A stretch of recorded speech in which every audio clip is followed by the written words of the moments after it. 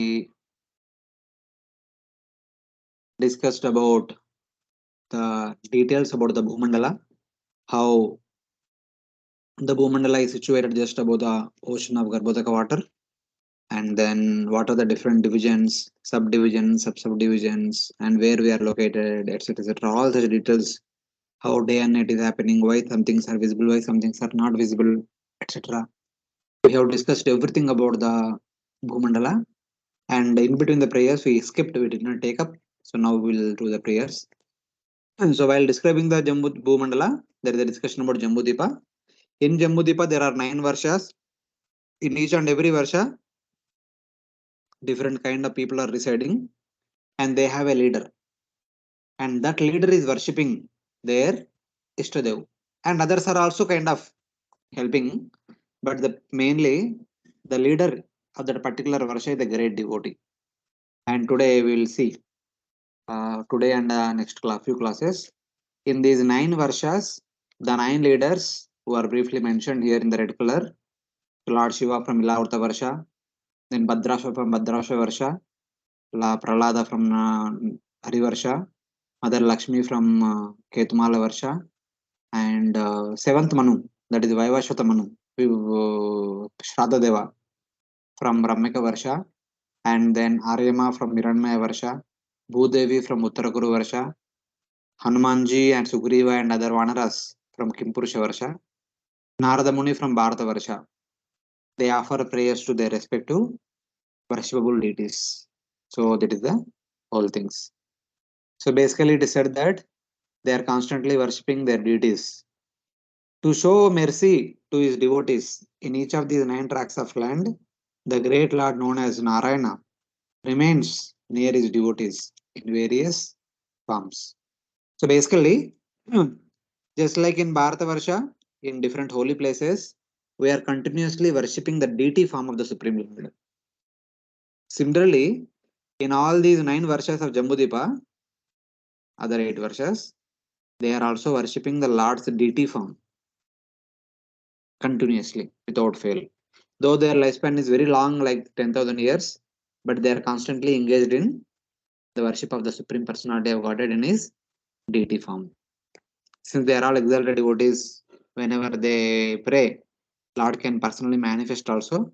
But in general, they are continuously serving the deity form. And while serving the deity form, they are offering the prayers. And from those prayers, some of the important prayers have been presented in the Bharata Varsha.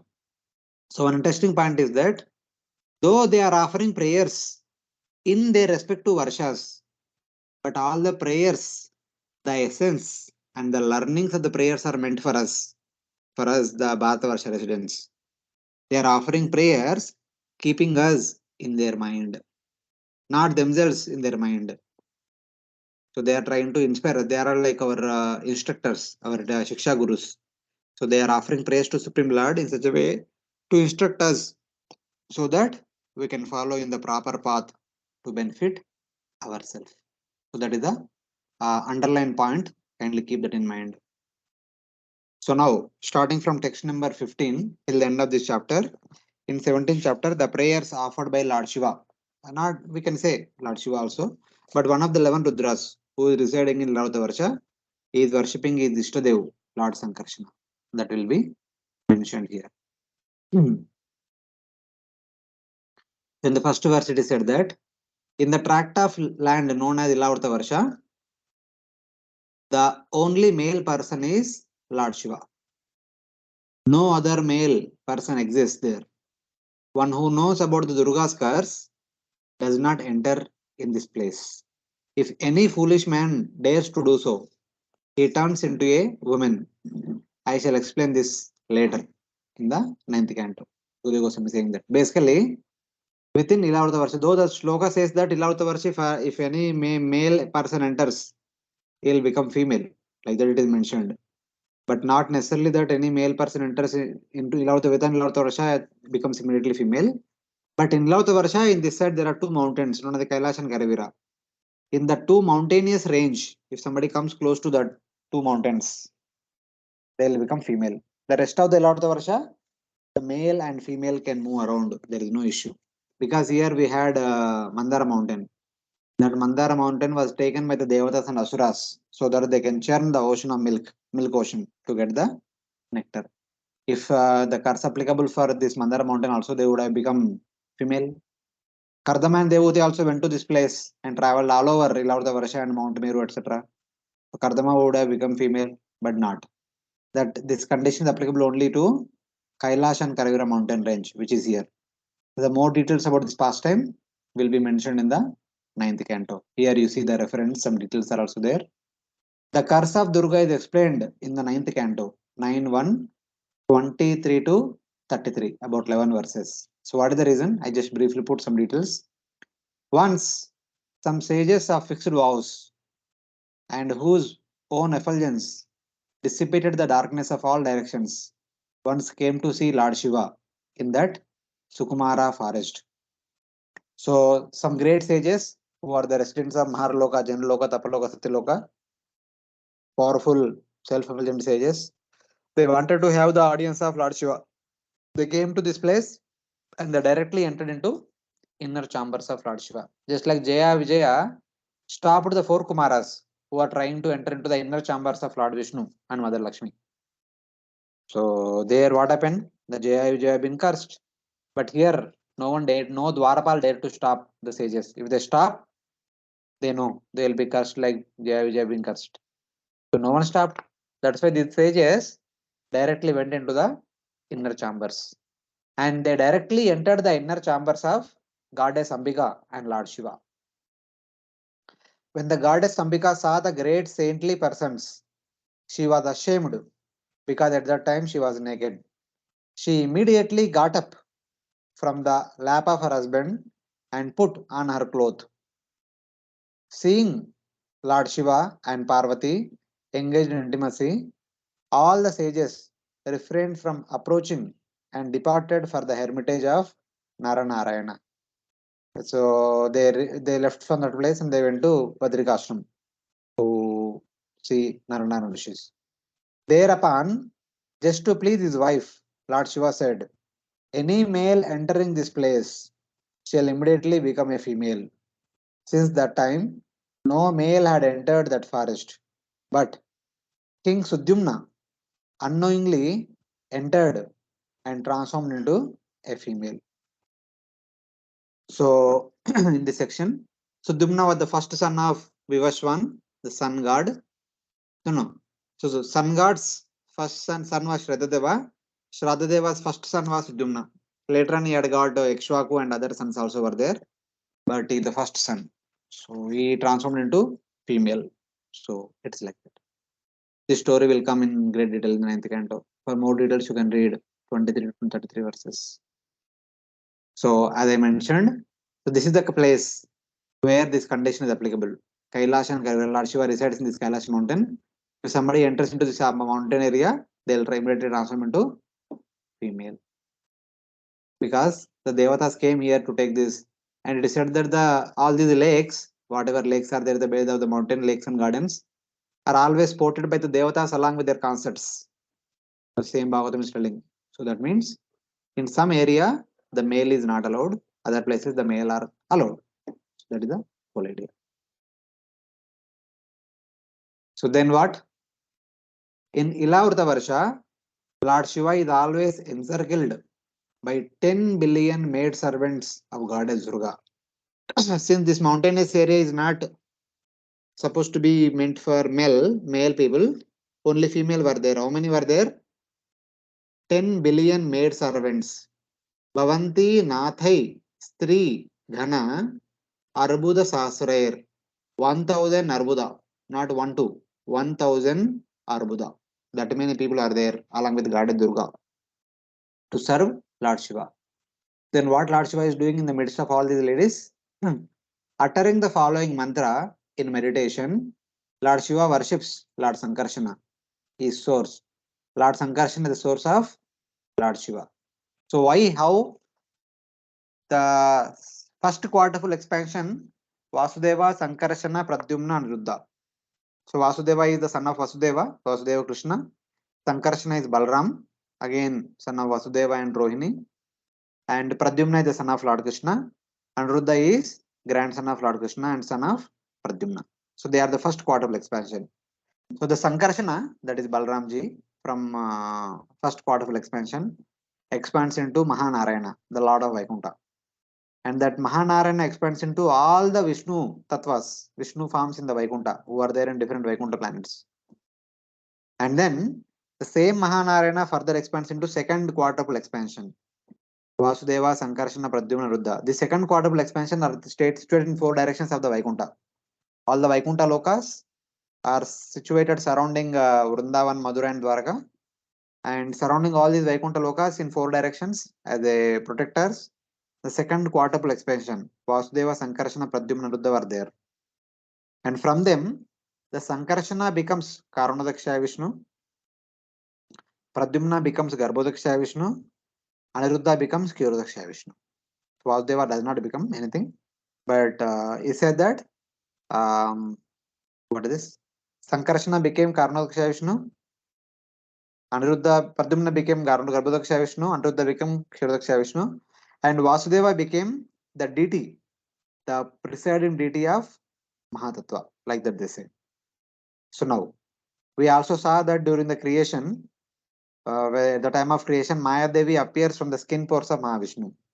Then Mahavishnu glances upon Maya Devi and impregnates her with Kala Shakti and Jiva Shakti. That Kala Shakti eventually transforms into Mahakala Purusha. That Mahakala Purusha is Sadashiva. That means from Mahavishnu, Sadashiva is appearing in the form of Mahakala Purusha. So, but Mahavishnu is the expansion of Lord Sankarshana. So from Lord Sankarshana came Mahavishnu. From Mahavishnu came Sadashiva. From Sadashiva came 11 Rudras. So in one sense, Lord Sankarshana is the source of 11 Rudras. So that's how it is said that Lord Shiva constantly worships Lord Sankarshana, who is his source, the spiritual form in charge of ignorance among the four forms of the Lord. Just like Vasudeva is the deity of Mahatattva, Sankarshana is the deity of Ahankara. Pradyumna is the deity of intelligence. Aniruddha is the deity of mind. There is a presiding deity and there is a controlling deity. So in the presiding deity of Ahankara is Lord Sankarshana. So like that. So in that way, there are so many considerations. And the controlling deity of Ahankara is Lord Shiva himself. So in that way, they are very much closely connected. So surrounded by the servants of Durga, served by them, Lord Shiva constantly worships the form of ignorance, that is Lord Sankarshana. This is the form in charge of destruction. This form is actually beyond the three gunas, being purely spiritual. This will be confirmed later in this chapter with Naisya Maya and Tribir Vihinam. So the Lord is not affected by Maya, he is beyond the three modes. This will be mentioned in text number 19, 20, 21. Currently we are in 16. Very soon that will be mentioned in the upcoming verses. Atmanaha Prakritim means the cause of himself. Atmanaha Prakritim. So it is the source of his own self. That is Lord Sankarshana, the source of Lord Shiva. Since Lord Sankarshana is the Amshi and Lord Shiva is Amsha, so Amshi is the source of Amsha. Atma Samadhi Rupena means by a form of meditation of the self. So Lord Shiva is always situated in meditation. This is what Lord Brahma told. In the beginning, when Lord Rudra was 11 Rudras were born, Lord Brahma told, please go and get bigger children. So the 11 Rudras are begetting millions of Rudras. Rudra means destroy. So all the Rudras came forward to eat Brahma himself. Then Lord Brahma told Lord Shiva, my dear Lord Shivaji, please stop creating such kind of destructive beings. You please be engaged in meditation. That meditation will do good for you and good to the entire world. So since then, Lord Shiva is always situated in meditation. That means all these 11 Rudras generally they are always in meditation, meditating on the Lord's Nama Rupa Gunlila. So here also this Rudra meditating upon Lord's Nama Rupa Gunlila is offering some important prayers. Now the prayers will be mentioned starting from text number 17 onwards. So in every case, the very first verse will be a Moola mantra. If at all we travel to any temple of these particular deities who are mentioned in these particular prayers, we can actually chant this Moola mantra. This Moola mantra is actually the main prayer of the particular deity, the deity mantra. Just like we have Gayatri mantra, like that this Moola mantra is the mantra for the deities. So this mantra is for Lord Sankarsana. If we happen to visit any Lord Sankarsana's temple, we can chant this Moola mantra. Sri Bhagavan Vacha. That means Lord Shiva is saying this Moola mantra. Om Namo Bhagavate Mahapurushasya Sarvaguna Sankhyayananta Sankhyayananta Avyakta Namayati. Om Namo Bhagavate Mahapurushaya Sarvaguna Sankhya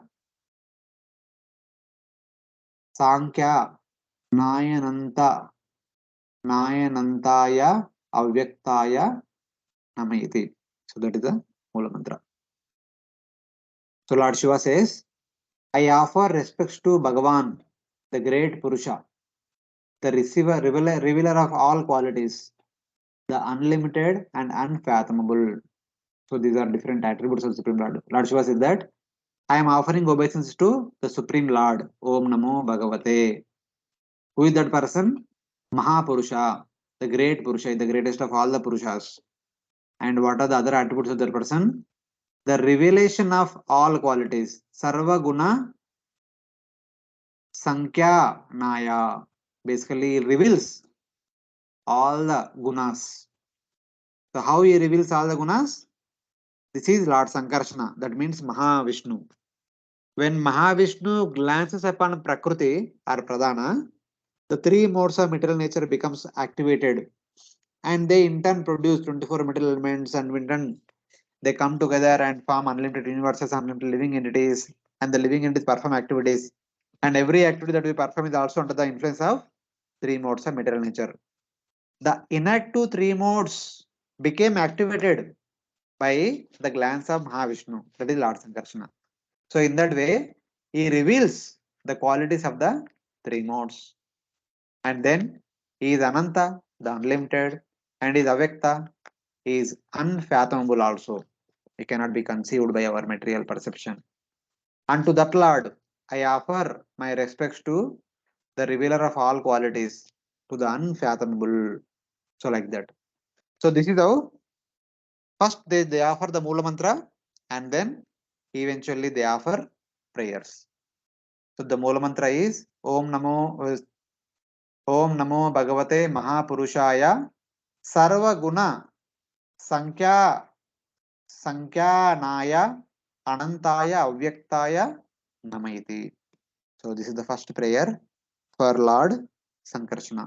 These are the attributes of Lord Sankarsana. The first attribute of Lord Sankarsana is he expands himself as Mahavishnu, and is the source of the 11 Sadashiva, with the source of the 11 Rudras, and also he reveals or he activates the three modes of material nature.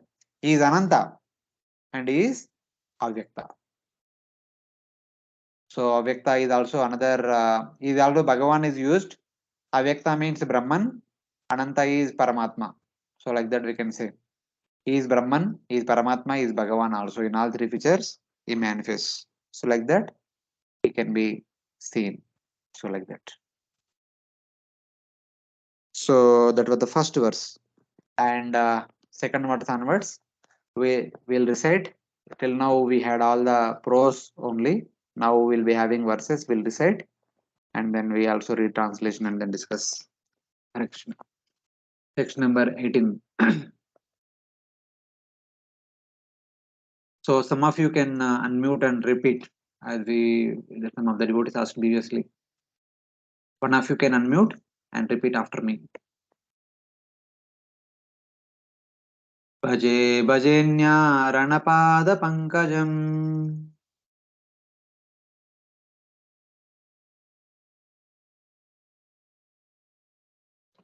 भजे भजे न्यारण्यपादपङ्कजम् भगस्य कृष्णस्य परम्परायणम् भगस्य कृष्णस्य परम्परायणम् भक्तेशलं भावितभूतभावनम् भक्तेष्वलम्भावितभूतभावनम् भवापहं त्वा भवभावनमीश्वरम् भवापहं त्वा भवभावमीश्वरम्. Please read the translation. O my Lord, you are the only worshipable person, for you are the Supreme Personality of Godhead, the reservoir of all opulences. Your secure lotus feet are the only source of protection for all your devotees, whom you satisfy by manifesting yourself in various forms.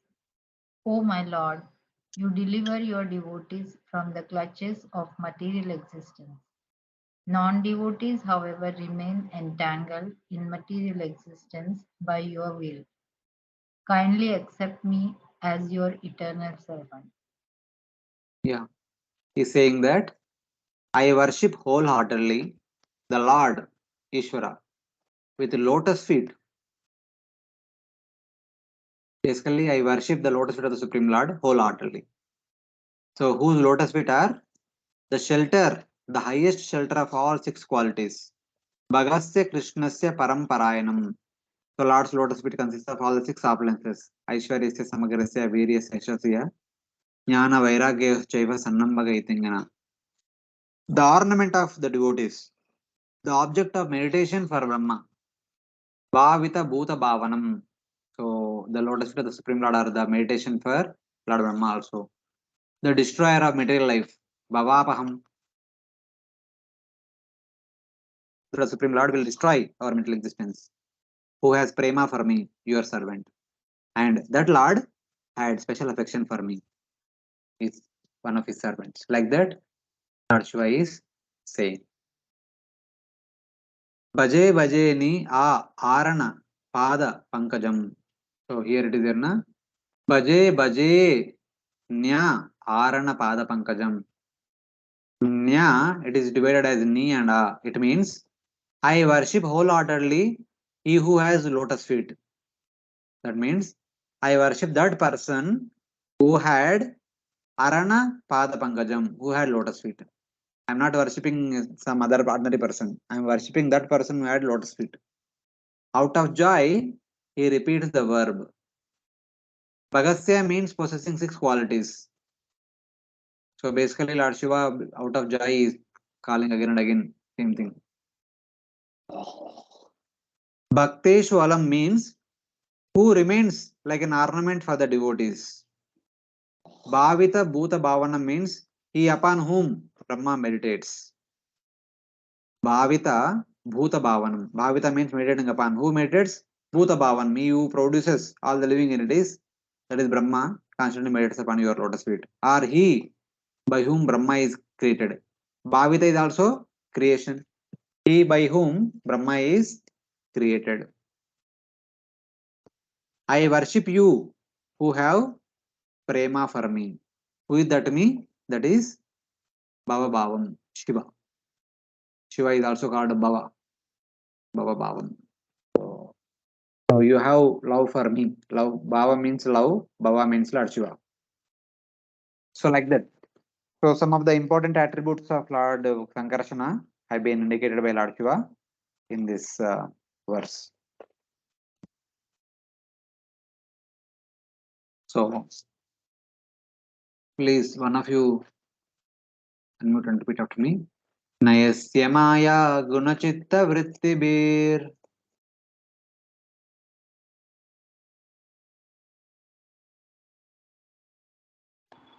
Hare Krishna.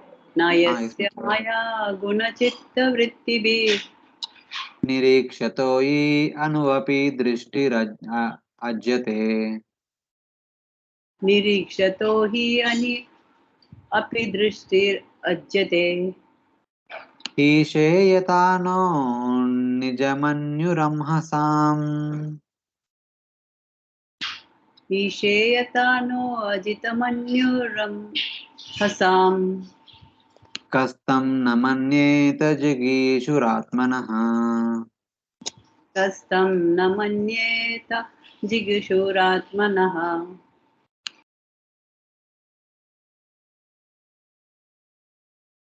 Please read the translation.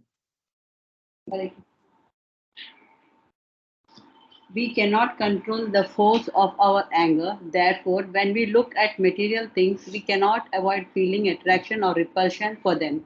But the Supreme Lord is never affected in this way, although he glances over the material world for the purpose of creating, maintaining, and destroying it.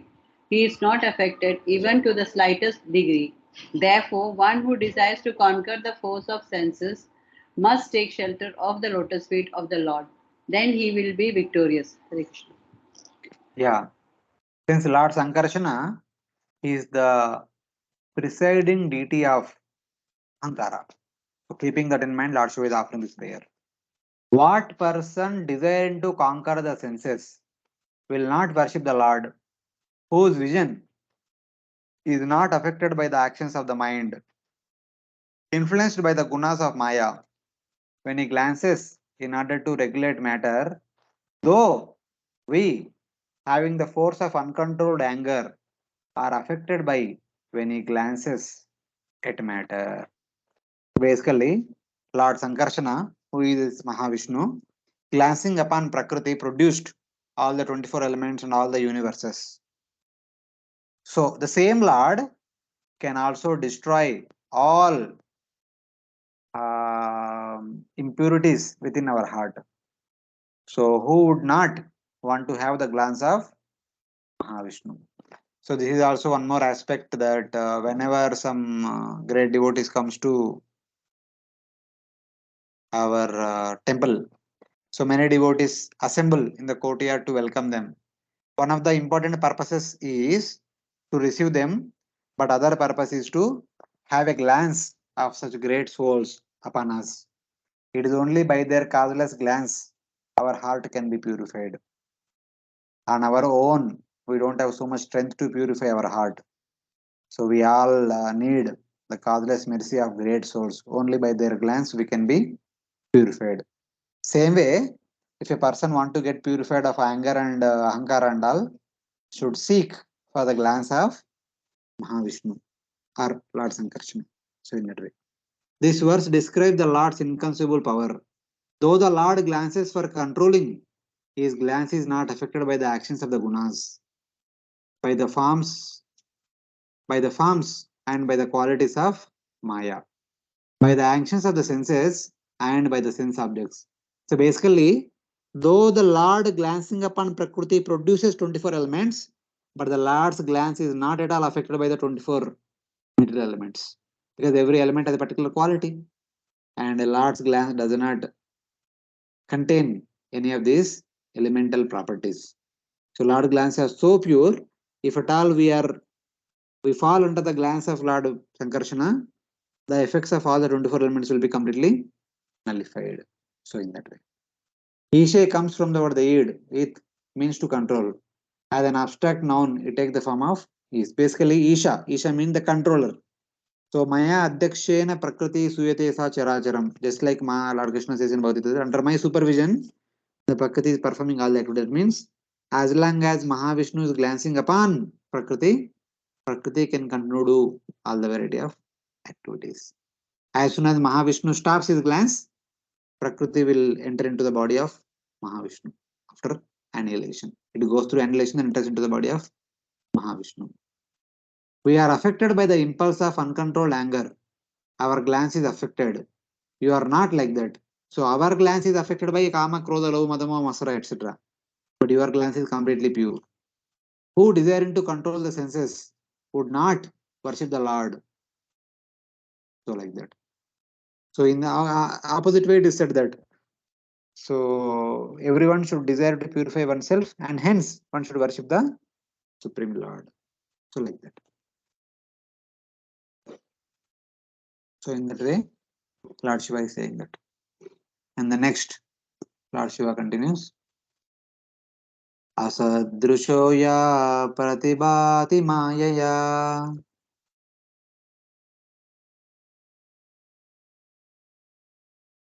I'll try, Prabhuji. Asadrisho ya pratibhati mayaya. क्षीबेव मध्वासवताम्रलोचना. Shibeva madhva asavatamralochanaha. ननागवद्वोरहन ईशिरे ह्रिया. Nanagavadvorana ishare hriya. यत्पादयो स्पर्शनदर्शितेन्द्रियः. Yatpadayo sparshana darshitendriya. For persons with impure vision, the Supreme Lord's eyes appear like those of someone who indiscriminately drinks intoxicating beverages. Thus bewildered, such unintelligent persons become angry at the Supreme Lord, and due to their angry mood, the Lord himself appears angry and very fearful. However, this is an illusion.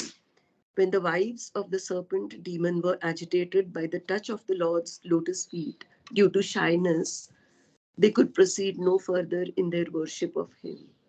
Yet the Lord remained unagitated by their touch, for he is equipoised in all circumstances. Therefore, who will not worship the Supreme Personality of Godhead? So here, one more aspect. Lord Sankarsana expands himself as Mahavishnu, and the same Lord Sankarsana also expands himself as Shesha. We discussed about Shesha in the previous classes, that who is holding the entire Bhumandala. Currently, the son of Kadru and the Kashyapa and Kadru. But when there was no one to hold, no Jiva is qualified to do their service, Lord Sankarsana himself expands as Shesha and holds the entire Bhumandala upon his head. And that Shesha, that aspect of Lord Sankarsana is glorified in this verse. Because the Lord Shesha is situated just below the Bhumandala.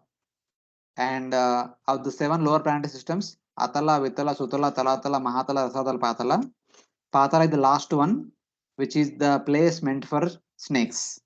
All the snakes are residing in Patala. And in the snakes, there are so many Nagakanyas. And those Nagakanyas are always worshipping Lord Sankarsana with a desire to have a good husband. So that is what is indicated in this verse. For persons with impure vision, the Supreme Lord appears like an intoxicated person by the influence of Maya, but he is not such a red-eyed drunk person. So Lord Balram, this weekend only we celebrated Balram Jayanti. It is said that Lord Balramji also appears to be looking like intoxicated. He drank Asavam, Madhurasavam. What is that? Varuni. It is said that Varuni accepts Varuni, something like that. So basically, that is one reason. Other reason is that he is always in Yoga Nidra. A person is in Yoga Nidra, he always appears to be like a intoxicated person. Yoga Nidra means it is not like completely sleep, not awake. It is in between.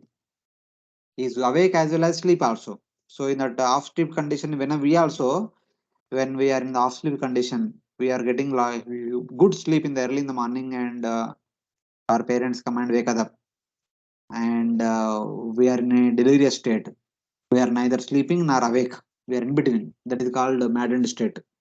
So since Lord Sankarsana is always in Yoga Nidra, like Mahavishnu is always in Yoga Nidra, he externally appears to be like a mad drunken person, but is not drunk. So in that way, the wives of Kaliya were unable to worship the Lord. Kaliya also supposed to stay in Patala Loka. He had many wives whose prayers we hear in 10th canto. But not only wives of Kaliya, but all other snake girls. They continuously worship Lord Sankarsana or Lord Shesha, who is holding the entire Bhumandala.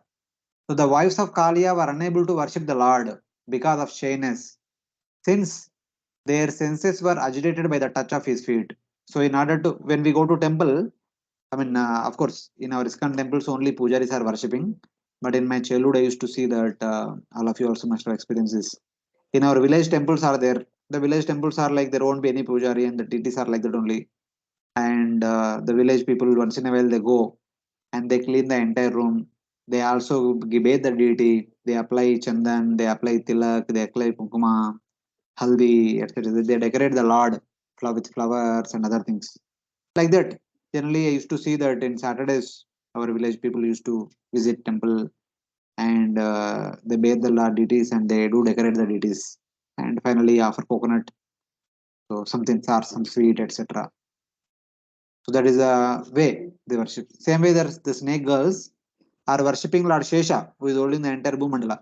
But in order to worship him, when they touch his body, they by the touch of Lord Shesha, they feel shy. So because of the out of the shyness, they are not able to worship the Lord for more. So like that. Will not the vision of an intoxicated person be affected?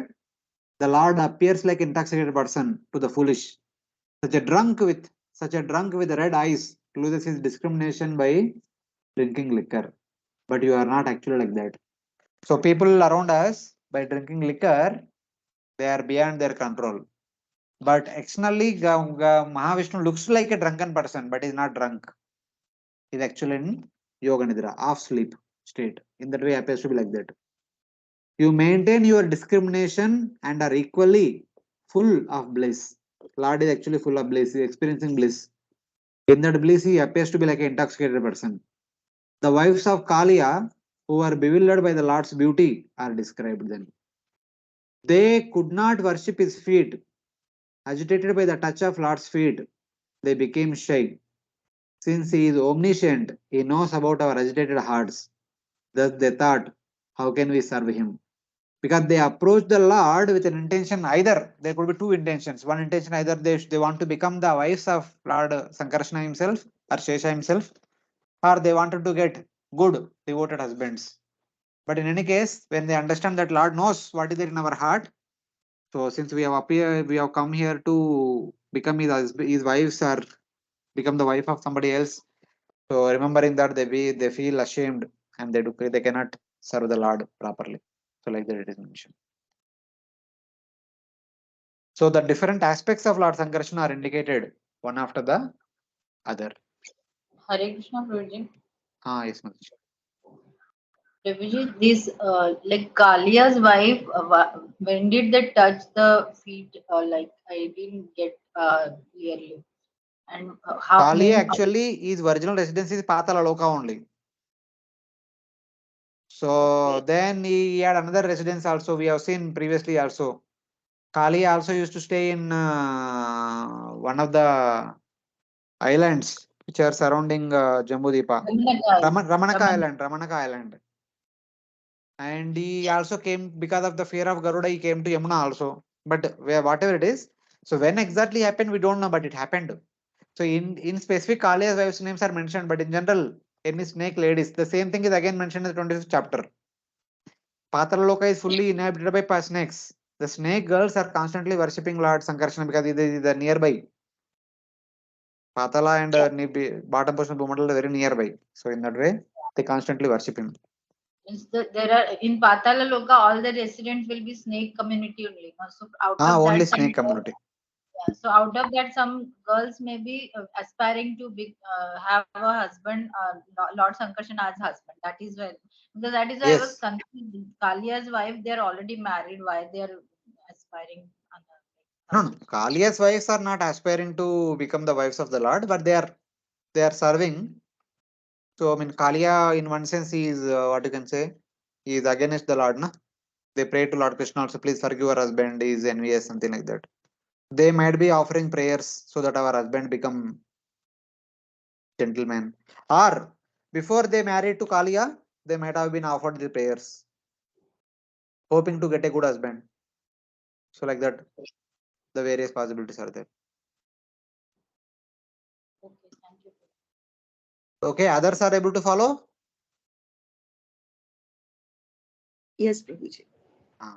So now in the previous verse we saw that the snake girls are not able to worship Lord Shesha, who is holding the Bhumandala. So that aspect of Lord holding the Bhumandala is mentioned in this verse. Say 21st verse. Okay. Everyone should repeat. I mean, अभी तक 3 हो गया. अभी next devotees. यमाहुरस्य तिजन्म संयमम्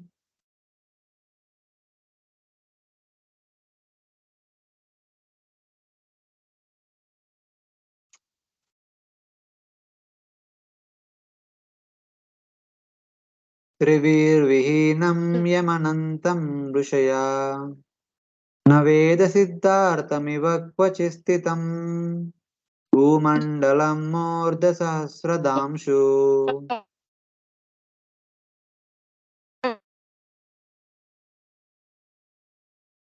Yeah, someone please read the translation. Lord Shiva. Okay, yeah.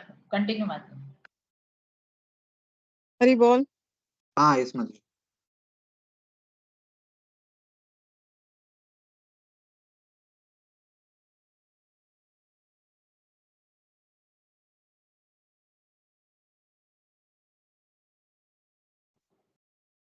Okay. Should I read? Okay, please read. Lord Shiva continued, all the great sages accept the Lord as the source of creation, maintenance, and destruction, although he actually has nothing to do with these activities. Therefore, the Lord is called unlimited. Although the Lord in his incarnation as Shesha holds all the universes on his hooves, each universe feels no heavier than a mustard seed to him. Therefore, what person desiring perfection will not worship the Lord? The sages say that he is the cause of maintenance, creation, and destruction. Sthiti, Janma, Samyama. Sthiti means maintenance, Janma is creation, and Samyama means annihilation. So Lord Sankarsana Mahavishnu is the source of universe, is the maintainer of the universe, is the annihilator of the universe. Yes, it is true. That he is without material gunas. Tribir Vihinam. The Lord Vishnu does not have any gunas within him. Yes. And he is unlimited. Anantam. Obviously, is Anantam. The very first that Bija Mantra also told Ananta. He does not even feel the universe situated on his thousands of hoods, since it is like a mustard seed. If you see, in this translation, universe is there. In the Prabhupada's translation also universe is there. But the shloka does not say universe. Shloka says Bhumandalam. Naveda Bhumandalam Kvachit Murdha Sahasra Damshu. Lord Shesha had thousands of hoods, but on one of his hood, the entire Bhumandala is kept. Though the Bhumandala is very huge, which is kept on Shesha's hood, but Shesha does not feel that something heavy is kept on his hoods. He feels as if a small white mustard seed kept on him. The white mustard seed or whichever mustard seed, its weight is actually negligible. So if you keep mustard seed on top of the snake hood, he does not feel something is there on his hood. So that is the feeling Lord Sankarsana or Lord Shesha will have. This verse describes the Lord as the cause of the universe. He is the creator. He is the cause of the maintenance. He is the maintainer. He is the cause of destructor. He is the destructor also. And he is divided of the three gunas. Yes, he is also unlimited because of his knowledge of the sattvas. He is completely equipped with mystic powers. Not only mystic powers, but all the knowledge is also there with him. That's why he is called Ananta.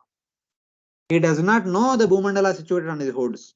Though the Bhumandala is situated on top of his hoods, he does not even understand that something is there on the top of his hood because a huge Bhumandala becomes as light as a white mustard seed. R means the mother of the Devatas. Rishaya means the sages and the mothers of the Devatas. Who are all saying the sages and the mothers of Devatas are saying that Lord is unlimited. So in that way, the Lord does not know that the Bhumandala, which is situated on one of his thousand hoods, since he is situated below the Bhumandala measuring 493.2 million yojanas. According to Bhagavatam, the diameter of the Bhumandala is 493.2 million yojanas. And his hoods are not wide enough to hold it. Somebody may say that, आप कैसे कैसे बोल रहे हैं? इतना बड़ा भूमंडल एक white mustard जैसा लग रहा है. So here Acharya says that though the Bhumandala is as wide as the universe, but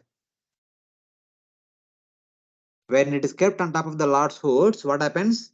However, a person situated there can see that by his inconceivable energy, his hoods become unlimited in dimension, and thus the Bhumandala appears like a mustard seed. But if you want to know the real truth, go down below the Bhumandala and see how Shesha, who kept the entire Bhumandala and one of his 1,000 hordes, for him, the entire Bhumandala, which is as big as the universe, becomes like a white mustard seed. That is how Lord Shesha expands himself unlimitedly. Though from external physical eye point of view, Lord Shesha seems to be very small below the Bhumandala. But for a spiritual vision, the Shesha expands into Ananta unlimited form. Then the 500 million yojanas Bhumandala becomes like a mustard seed. So like that. That is actual, not an illusion. This is an example of his astonishing unlimited nature just mentioned. Don't think that here we are exaggerating it. If you want to know this, go there and see. Don't talk here. Something like that. The acharyas are saying. If you want to know, please go there and see it. So like that. Hare Krishna, Prabhuji.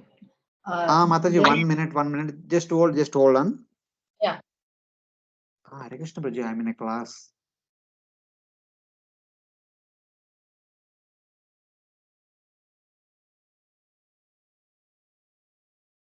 Yes, Mataji. Yeah, Prabhuji, like somewhere I have heard, I don't remember where exactly. Like on the different hoods of Ananta Shesha, there are different Brahmandas. So is it the truth thing? No, see, that's what, the translation says like that. So everyone thinks like that. The ISKCON painting is also made like that. So he does not feel the universe situated on the hoods, on thousands of hoods. So here says, he does not even feel the universe situated on his thousands of hoods. But Shloka says Bhumandalam. There is no word indicating universe in the Shloka. In the translation, it is mentioned as universe. So that's how ISKCON painting also paints like that. But the universe is floating in the Garbhodaka ocean, not Garbhodaka ocean. Universe is floating in the Karnodaka ocean, and Bhumandala is held by Lord Shesha. This is the technical information. The Yeah, other but one there need to be there corrected. are various hoods, na Prabhuji, of Lord Ananta Ah, Shesha. It is not only one okay. hood. So on one No, that's hood, what. Sastra Damshu. Yeah, thousands of hoods. so on one hood, our Bhumandala is situated. Like Yes. on the other hoods, like there are so many Brahmandas na in the Karana ocean. They are floating like Hare that. Krishna. Please, again, same thing. Again, same. Shesha is inside the universe. He is not outside the universe. Oh, okay. All the universes are floating in the Karna ocean. Okay. Ah, So the right understanding is that only on one of the hood of Ananta Shesha, our Bhumandala is situated. That's it. yeah, yes. In On every other hood. universe, there will be one Shesha to hold that Oh, okay. Bhumandala. Hmm. Okay. Not like that. Understood. Thank you. Because translation says so, our Bhagavad Kathakar will say like that. Yeah, Shesha has thousands of hoods, and every hood there is one Brahmanda. Like that, our Bhagavad Kathakar bolte rehte. Hmm. That's what I was wondering, like how on different means so many hoods will have at so much distance they must be to hold so many Brahman. Yeah, thank you, please. यस्याद्यासेद् गुणविग्रहो महान्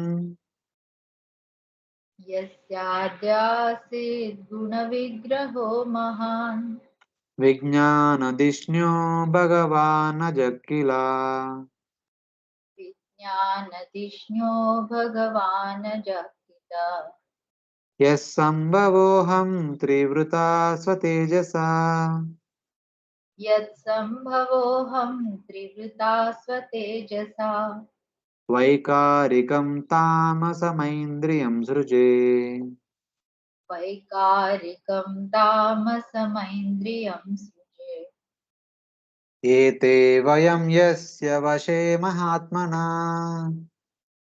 एते वयं यस्य वशे महात्मनः सहिता शकुन्ता इव सूत्रयन्त्रिता स्थिता शकुन्ता इव सूत्रयन्त्रिता महानहं वै कृततामसेन्द्रिया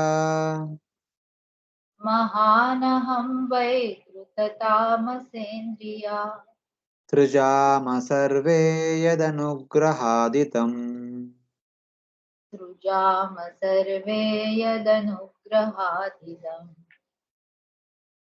From the Supreme Personality of Godhead appears Lord Brahma, whose body is made from the total material energy, the reservoir of intelligence predominated by the passionate mood of material nature. From Lord Brahma, I myself am born as a representation of false ego known as Rudra. By my own power, I create all the other demigods and five elements and the senses. Therefore, I worship the Supreme Personality of Godhead, who is greater than any of us, and under whose control are situated all the demigods, material elements, and senses, and even Lord Brahma and I myself, like birds bound by a rope. Only by the Lord's grace can we create, maintain, and annihilate the material world. Therefore, I offer my respectful obeisances unto the Supreme Being. Here he is talking about his own service and the service of Brahma. First, there was the form of Maya. So it is said that from the beginning of the creation, when Mahavishnu was lying on the causal ocean, from his skin pores first comes Maya. By glancing upon Maya, Mahavishnu produces Mahatattva from Maya. So from Maya comes Mahatattva. And along with Mahatattva, Lord Brahma is also produced. So in one sense, Lord Brahma is the deity of Mahatattva, the controlling deity of Mahatattva. Lord Brahma is the shelter of Sattva-guna. So Mahatattva and Brahma are produced together from Maya Devi by the glance of Mahavishnu. And then from Brahma, I appear. That means from Mahatattva, there comes Ahankara. Here Lord Shiva identifying himself with the Aham. Aham means I also. Aham means Ahankara also. So Lord Shiva says, I appear as the deity of Ahankara. By the Lord's power and the power of the gunas, I create the devatas, the elements and the senses. So from Ahankara comes, in the mode of goodness comes the sense devatas, in the mode of passion comes the senses, in the mode of ignorance comes the Pancha Mahabhutas. That's what Lord Shiva is telling that. By the Lord's power and the power of the gunas, I means Ahankara creates the sense devatas in the mode of goodness, the elements in the mode of ignorance, and the senses in the mode of passion. Vaikarika means goodness, Tamasam is ignorance, Indriyam is senses.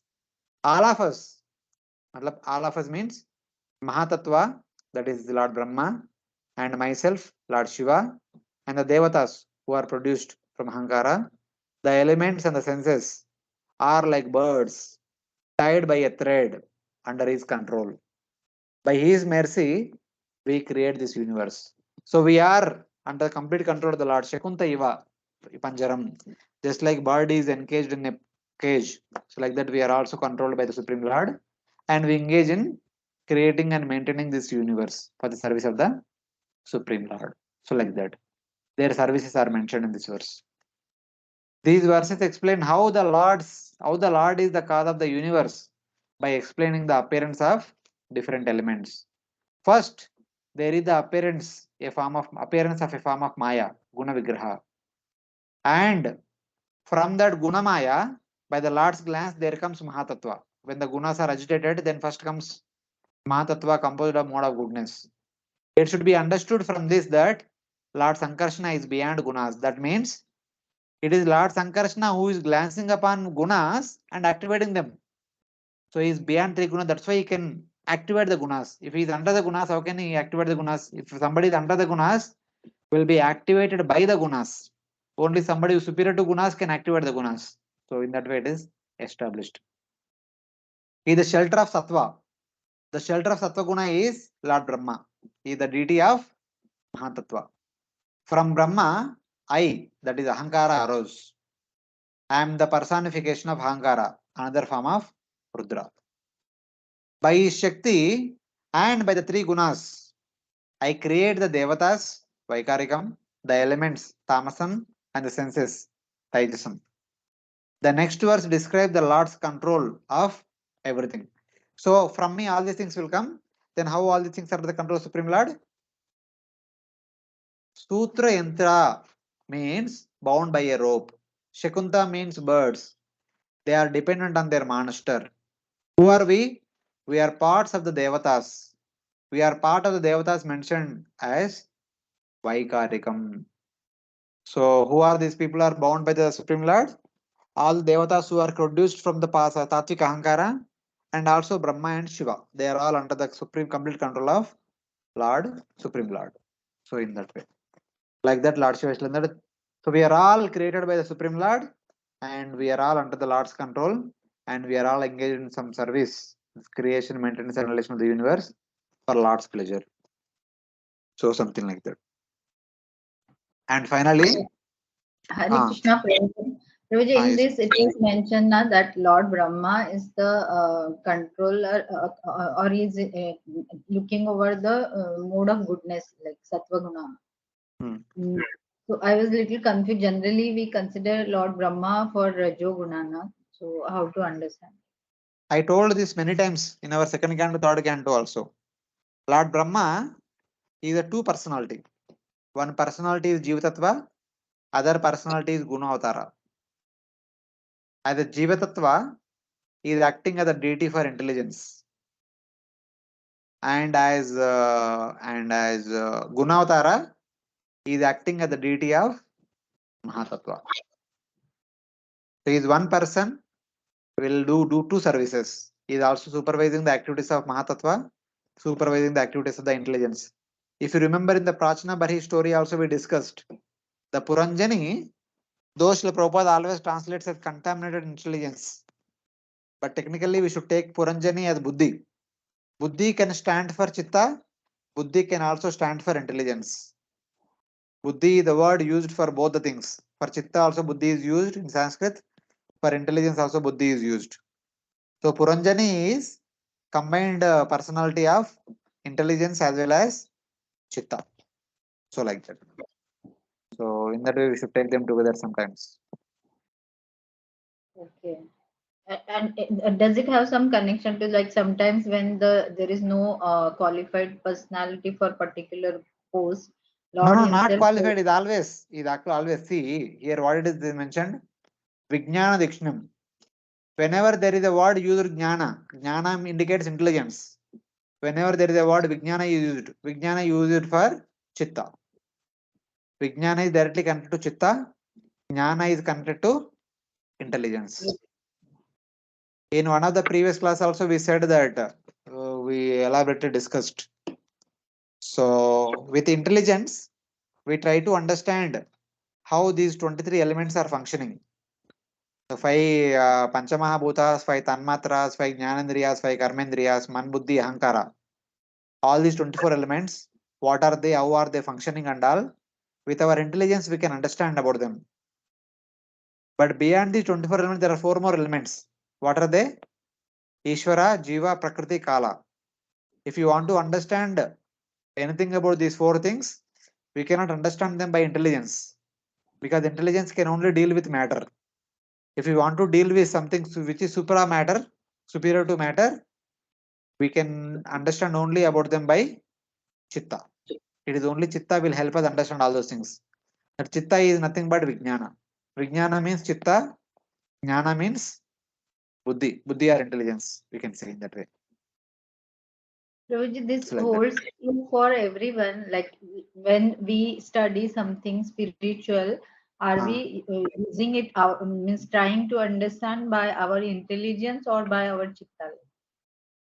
It is a combined effort. We can't see.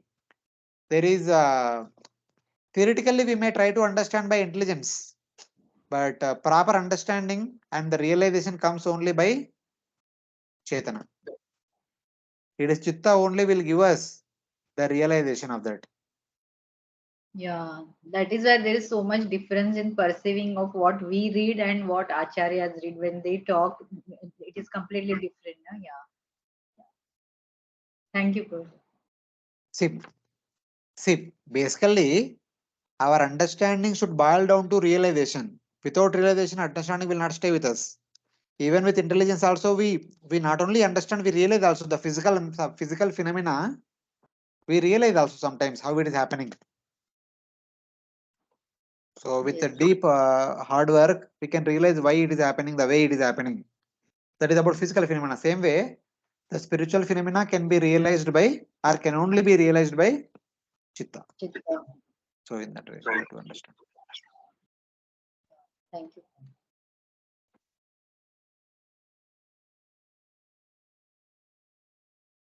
So next, Lord Shiva further says, Yennirmitam karyapi karma parvanim Hare Krishna. Yanirmitam karhi api karma parvanim mayam janoyam gunasarga mohitaha maya mayam janayam gunasarga mohita naveda nistarana yoga manjasa naveda nistarana yoga manjasa tasmai namaste vilayodayatmane. tasmai namaste vilayodayatmane. Hare Krishna. Translation. The illusionary energy of the Supreme Personality of Godhead binds all of us conditioned souls to this material world. Therefore, without being favored by Him, persons like us cannot understand how to get out of that illusionary energy. Let me offer my respectful obeisance unto the Lord, who is the cause of creation and annihilation. Hare Krishna. Man, bewildered by the creations of the gunas, does not know Maya, who ties the knot of karma, and who appears by the will of the Lord, and he does not at all know Bhakti Yoga, the method to become quickly free from Maya. I offer respects to Paramatma, the destroyer of Maya, for the devotee and creator of Maya for the non-devotees. See, here totally three stages are there. First stage, we are completely ignorant of what we are really all about. That we do not know that we are a Jivatma and we are bound by our Sharira, which is created by Maya. That understanding also many times we don't have, or many of us around us do not have. So first stage is not even knowing that I am Atma, I am bound by this body made up of Maya. The second stage is that understanding that knowing Atma, I am bound by this Sharira, which is made up of Maya. That is second stage. And third stage is understanding that by practicing bhakti, I can be delivered from this bondage caused by Maya. Like the three stages. The Lord is difficult to know. This is expressed by Kaumatika Nyaya. Man does not know Maya created by the Lord. First of all, we do not know what Maya is that. That we do not know that we are bound by Maya. What Maya is and we are bound by Maya, that we do not know. This is the first category of people. How then can we know you? Or Bhakti Yoga, the method of quickly becoming free from Maya, who ties the knot of karma. When we do not know that something called as Maya is there and she has bound us. And if we understand that she has bound us, then we understand who are we, how she has bound us. She has bound us to the medium of Sharira. So if I am not the body, who am I? I am Atma. Then how can I realize that I am Atma? By the process known as Bhakti. Okay. Now next question is that I am Atma, then who's Atma? Bhagavan's Atma. Then how can I realize Bhagavan? By the practice of Bhakti. So like that. These are like a way the stages. So first of all, we should know Maya. Then we should know that we are bound by Maya. Then we should know that we are not the body, we are Atma. Then we should know that we need to practice Bhakti to know that we are Atma and to realize that we are Atma and to come out of the bondage of Maya, and also to know the source of us and Maya, that is Bhagavan, is also by practice of Bhakti. So like that. So knowing Lord is like the topmost stage. First of all, we don't know that we are bound by Maya, what Maya is all about. then how can we know the Lord? It is too far. So like that, Lord Shiva is telling. Therefore, I simply offer obeisances to Paramatma, who destroys Maya for the devotees and creates Maya for the non-devotees. Those who don't want to remember the Lord and serve the Lord, for them the Maya increases. And those who want to serve the Lord, know the Lord and serve the Lord, for them the Supreme Lord removes Maya.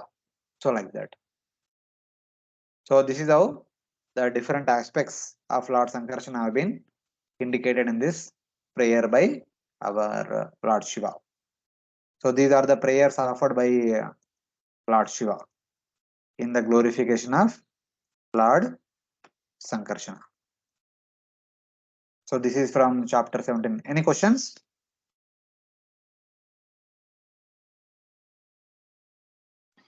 No, Prabhuji. No, Prabhuji. Thank you. So now in chapter 18, the out of 9 varshas, we have seen 1 varsha, Ilavrta varsha. There are 8 more varshas. Out of 8, 6 varshas people are varsha offering prayers. So 6 set of prayers are there in this 8th chapter. And the remaining 2 set of prayers will be there in the 19th chapter. So prayers offered by Bhadrashva and Prahlad and then Mother Lakshmi and then Vaivashvatamanu, Aryama, Bhudevi. All these are the prayers offered in this chapter. So in the first verse, Sukadeva Goswami introducing Bhadrashva Varsha. In Bhadrashva Varsha, Bhadrasharva, the son of Dharmaraja, accompanied by his descendants and all the residents of the land, worships the dear form of Lord Vasudeva, known as Hayasirsha or Hayagriva. Hayagriva is also called as Hayasirsha, the embodiment of Dharma. Approaching him by intense concentration and by chanting the following mantra. So Bhadrashrava is worshipping the Lord in this particular Varsha. The Lord is Hayagriva. Bhadrashrava is the leader of the Bhadrashva Varsha. Kulapataye means the chief descendant. And what is the Bija mantra for Lord Hayagriva? Bhadrashva Uchu. Om Namo Bhagavate Dharmayatma Vishodanaya Namayati. This is for Hayagriva. This is the Bija mantra. If at all we go to any temple where Lord Hayagriva is there, we can chant this prayer. Om Namo Bhagavate Dharmayatma Vishodanaya Namayati. I offer respects to the Supreme Lord, to the embodiment of Dharma. He is called Dharmaya, embodiment of Dharma. Atma Vishodanaya is the purifier of Atma. If at all we want to purify ourself, we should worship Lord Hayagriva. In the previous context, if at all we want to prepare freed from Ahankara and anger, we need to worship Lord Sankarsana. If we want to purify our soul, we need to worship Lord Hayagriva. The Lord is called a purifier because he removes contamination of ignorance from the jivas. He removes avidya. That's why he is called like that. Now the actual prayers begin. Aho vichitram bhagavad vicheshtitam.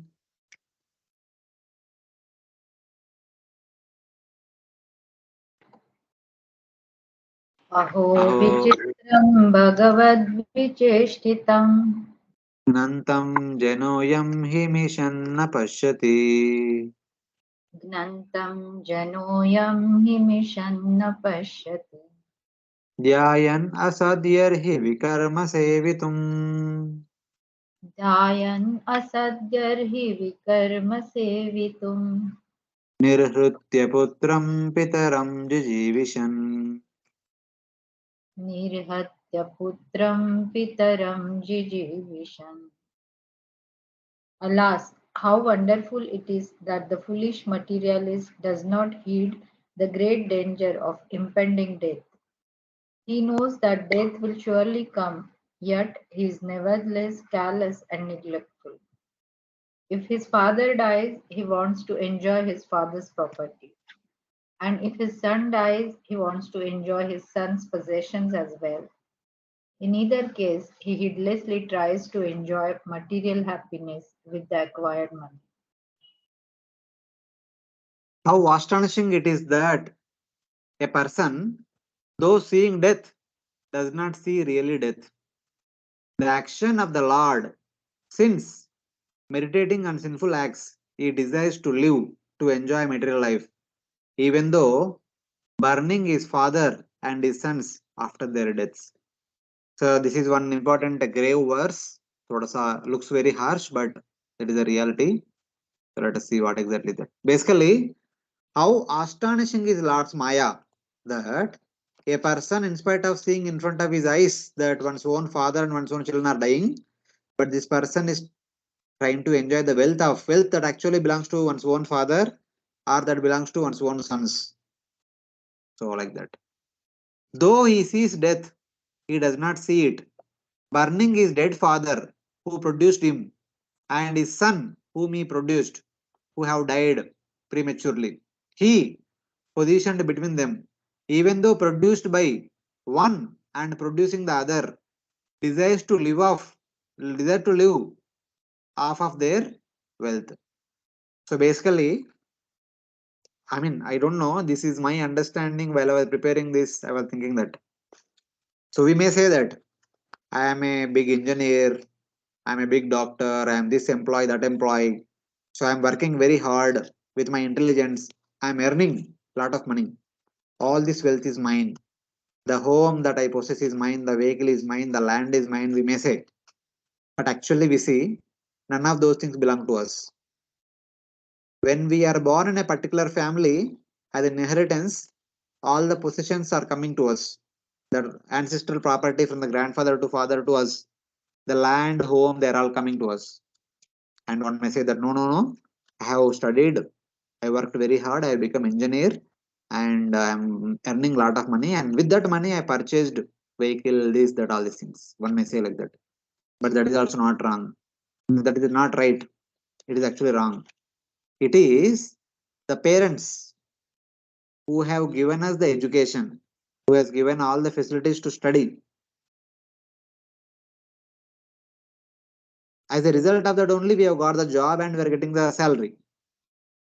In one sense, whatever earning that we are doing, it is all we attained by the investment of our parents.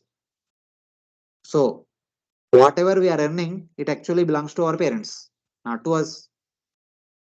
And they are able to do because the property is coming in the ancestral property, and that also does not belong to them. At the same time, what has come to us in the ancestral lineage, it does not belong to us. It is supposed to be handed over down to next generation. Because since we are coming in the family line, it is given to us by our father. And same way, we have to give the same wealth to our next generation. That is, when they are born, we should take care of them from childhood, we should give them good education, and eventually we have to hand over everything that we have received from our ancestral property in the form of wealth directly or in the form of education, as a result of which we are earning a lot of money, that also supposed to be given to the next generation. So it is like that. So in one sense, nothing belongs to us. But after a parent's death, we think that the entire wealth belongs to me. Then the wealth which is supposed to be given to the next generation, if by unfortunate situation they are died, and still a person with selfish interest continues to enjoy that. So that is the understanding is indicated here. So in any sense, try to understand the principle. So nothing belongs to us. He does not bother to ask, can death take me away? So the father has died, son is died. This fellow does not think that I'll also die one day. No. Someone may say, but to live 50 years for the service of the Lord is not to be criticized.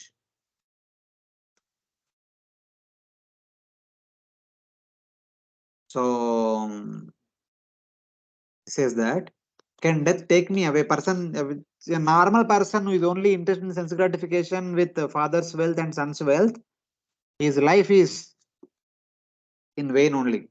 So one criticizes that kind of life. But one should not say that, but to live 50 years for the service of the Lord is not to be criticized. But this person meditates on how to get himself married, to get some material happiness. So if a person is meditating on Lord's service, he can live for hundreds of years, no problem. But a person who is simply interested in material happiness, his life is of no value, like that. Not only is he not aware of death, but he enjoys after burning his sons. This is most astonishing vision. In spite of seeing the death of one's own father or one's own parents and one's own children, this person still continues to live and enjoy material happiness. That person's life should be criticized. So, like that, the Bhadrashva is offering prayer. So, there is a verse we can remember from Mahabharata. So, when Yudhishthira Maharaj was asked by Yaksha, what is the astonishing thing in this world? So, at that time, Yudhishthira Maharaj says that Yani Yani Karmani Gachantiya Yamalayam Shesha Stavaram Ichanti Kimacharya Mataparam. Every day we see that someone or other in our vicinity is dying and going to Yamalayam, going to Yamaloka. But in spite of seeing their death, we don't come to the realization that one day I will also go. No. He says we think that they are dying, but I will stay eternally here. Shesha Stavaram Ichanti. One wants to remain here till the rest of the eternity. Himacharya Mataparam. What more astonishing can be there more than this? So like that. So now the question is, how is it that Bhadrashrava, which is who is the resident of Bhadrashrava Varsha, is offering this kind of prayer? Is he really seeing the death of his father and son? Because previously we discussed that these are all belonging to Bhaumasvarga, these are heavenly planets. In the heavenly abodes, there will be no death. Then why is he saying that? In Bhadrashrava and other Varsha heavenly abodes on earth, a person would not see the death of his own father and the death of son at the same time. That is true. In their descriptions, they are speaking of the inhabitants of Bharata. They are talking to Bharatavarsha residents. In all their prayer, they are talking to Bharatavarsha residents, saying that we are unfortunate. We are enjoying the results of our good karmas, our piety. In Bhadrashva, we live like animals. Those who are most fortunate have taken birth in Bharata for attaining practices to get out of this world. There, even the low born easily attain Vaikuntha. How can they become bewildered? Say that by good fortune, when somebody takes birth in Bharatavarsha, they have all possibilities of practicing bhakti and come back to God quickly. But unlikely, those who have taken birth in Bhadrasha, etc., they are supposed to live for 10,000 years without fail. Such a long time. But when Bharatavarsha is offering such kind of favorable facilities to come back to Godhead, how could a person will become ignorant of that and spend life in material enjoyment? So like that, they are speaking this verse. So that is the context in which Bhadrasha Varsha leader Bhadrasva is saying this verse. So it is like that. Hare Krishna, you are able to follow this? थोड़ा grave है, थोड़ा सा serious verse. Yes, Prabhuji. Yes, thank you. Yes, Prabhuji. Hare Krishna. वदन्ति विश्वं कवयस्मनश्वरम् Vadanti Vishwam Kavayasmanashwaram पश्यन्ति चाद्यात्मविदो विपश्चितः Pashyanti Chadyatmavido Vipaschitaha तथापि मुह्यन्ति तवाजमायया Tathapi Muhyanti Tavajamayaya सुविस्मितं कृत्यमजं नतोऽस्मितम् Suvismitam Krityam Aja Natosmitam. O unborn one, learned Vedic scholars who are advanced in spiritual knowledge certainly know that this material world is perishable, as do other logicians and philosophers. In trance, they realize the factual position of this world and they preach the truth as well. Yet, even they are sometimes bewildered by your illusory energy. This is your own wonderful pastime. Therefore, I can understand that your illusory energy is very wonderful, and I offer my respectful obeisances. So here they say, Bhadrashra saying that, see, my dear Lord, your Maya is so powerful. Not only the ignorant are bewildered, even the so-called knowledgeable are also bewildered. How? The learned sages say that this world is temporary. Those advanced in Adhyatma knowledge see the world as temporary, but even the learned are bewildered by Maya. O unborn Lord, I offer respects to the unborn Lord, whose action is amazing. What is surprising about an ignorant person not seeing death? So the ignorant person does not see the death. That is surprising about him. Even the wise are bewildered. This is your astonishing action. Giving up study of scripture, I offer respects to you. Those who those who are really in knowledge worship you. They say that even the so-called learned people, they continuously say that this world is temporary, this world is like illusion, like illusion. Okay, that is fine. If this world is illusion, what is reality? They don't talk about that. That's how they are illusioned. They are bewildered. They only talk about this world being illusion, but they don't talk about the real world which is eternal. But only devotees, they talk about this world being illusory and the real world is Vaikuntha. They have the complete knowledge. The so-called intellectuals do not have the complete knowledge because they are also bewildered by Maya. So like that. So in these verses, he's saying like that. So let us have a couple of minutes break, then we continue from text number 5 onwards. Krishna.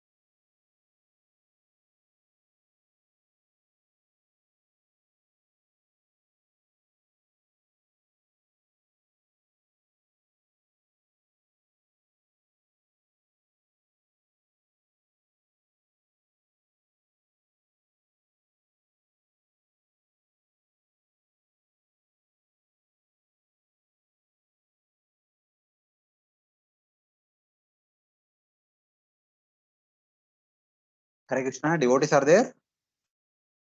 Hare Krishna. Yes, Hare Prabhuji, Hare Krishna. Hare Krishna. Yeah, we'll continue.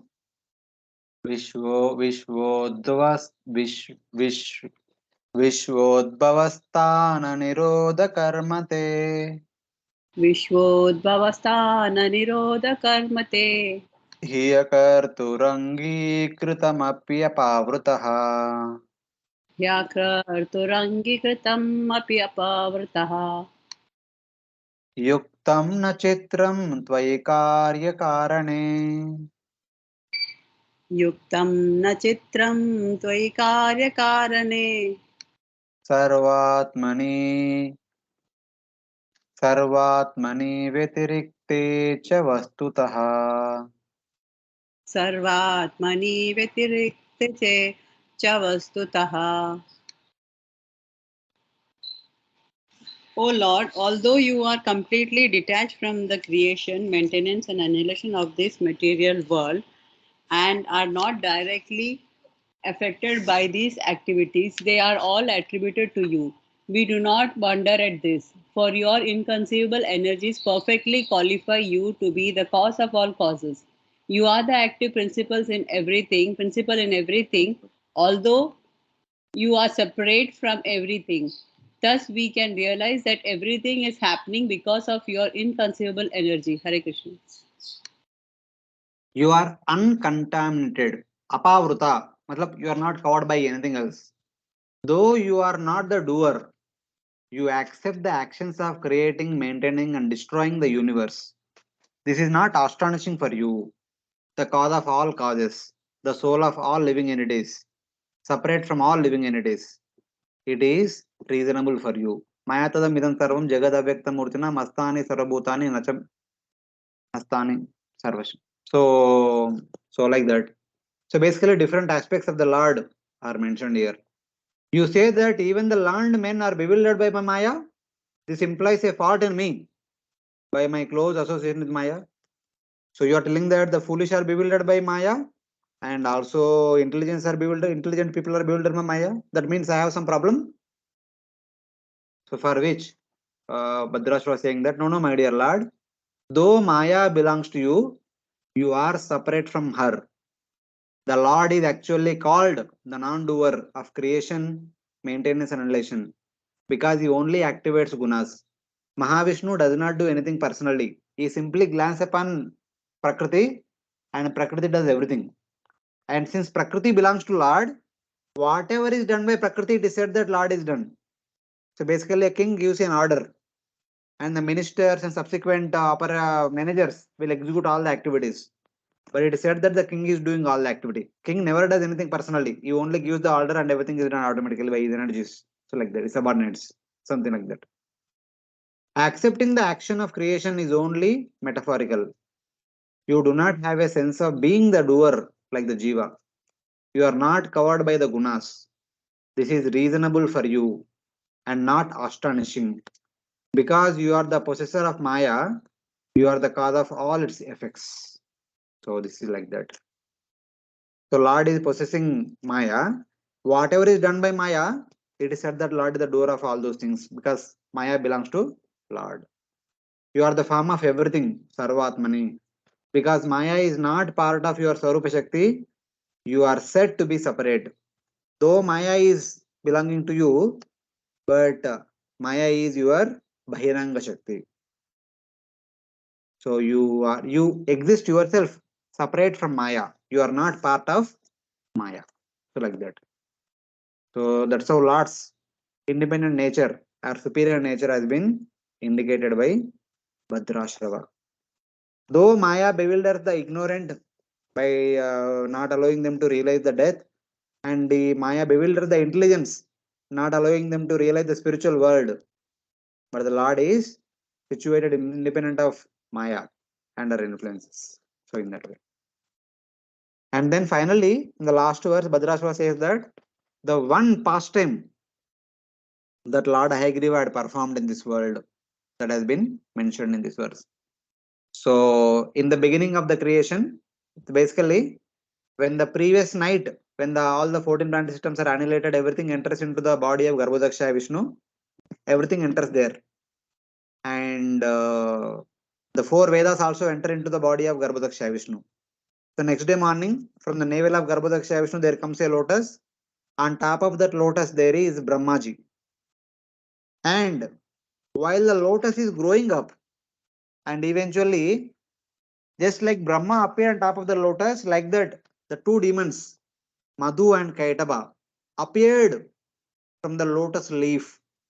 The lotus leaf, which is just coming out of the Garbhodaka ocean, from that lotus leaf appeared 2 personalities, Madhu and Kaitaba. Some say that in one kalpa, Madhu and Kaitaba appeared. Some say in one kalpa, a demon known as Hayagriva also appeared. Whatever. Now we take Madhu and Kaitaba. And then, along with Brahma, the 4 Vedas also appeared from the lotus.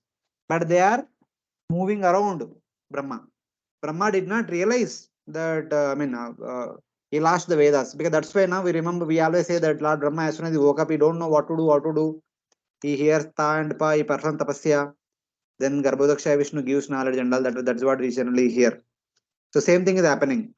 So one side Brahma appeared from the top, middle of the lotus, and side by 4 Vedas appeared. At the base of the lotus, from the lotus leaf, Madhu and Kaitaba appeared. And Brahma was bewildered and searching where am I, etc. etc. The Madhu and Kaitaba stole the 4 Vedas, and they hid themselves into the inside the Garbhodaka ocean. So Lord Brahma was praying that, my dear Lord, I don't know what to do. The Vedic knowledge which you have given me yesterday, I forgot it, where it is. I am not able to see them. Please help me, empower me. Then the first Lord appeared in the form of Matsya. Because the demons are hidden themselves in the Garbhodaka ocean, Lord appears as Matsya. He fights with them, he kills them, retrieves the 4 Vedas. And then Lord takes the form of Hayagriva. And just like in some days, Lord tells Brahmaji to perform tapasya, in this particular day, Lord Brahma was told to perform yajna. So Brahma was performing yajna. So at the culmination of the yajna, from the middle of that yajna fire, the Lord appears as Hayagriva and offers the 4 Vedas to Brahma. So with that, Brahma was empowered with complete knowledge, and then he continued his creation, his seva of creation. That is indicated in this verse. Vedan yugante tamasa tiraskritan.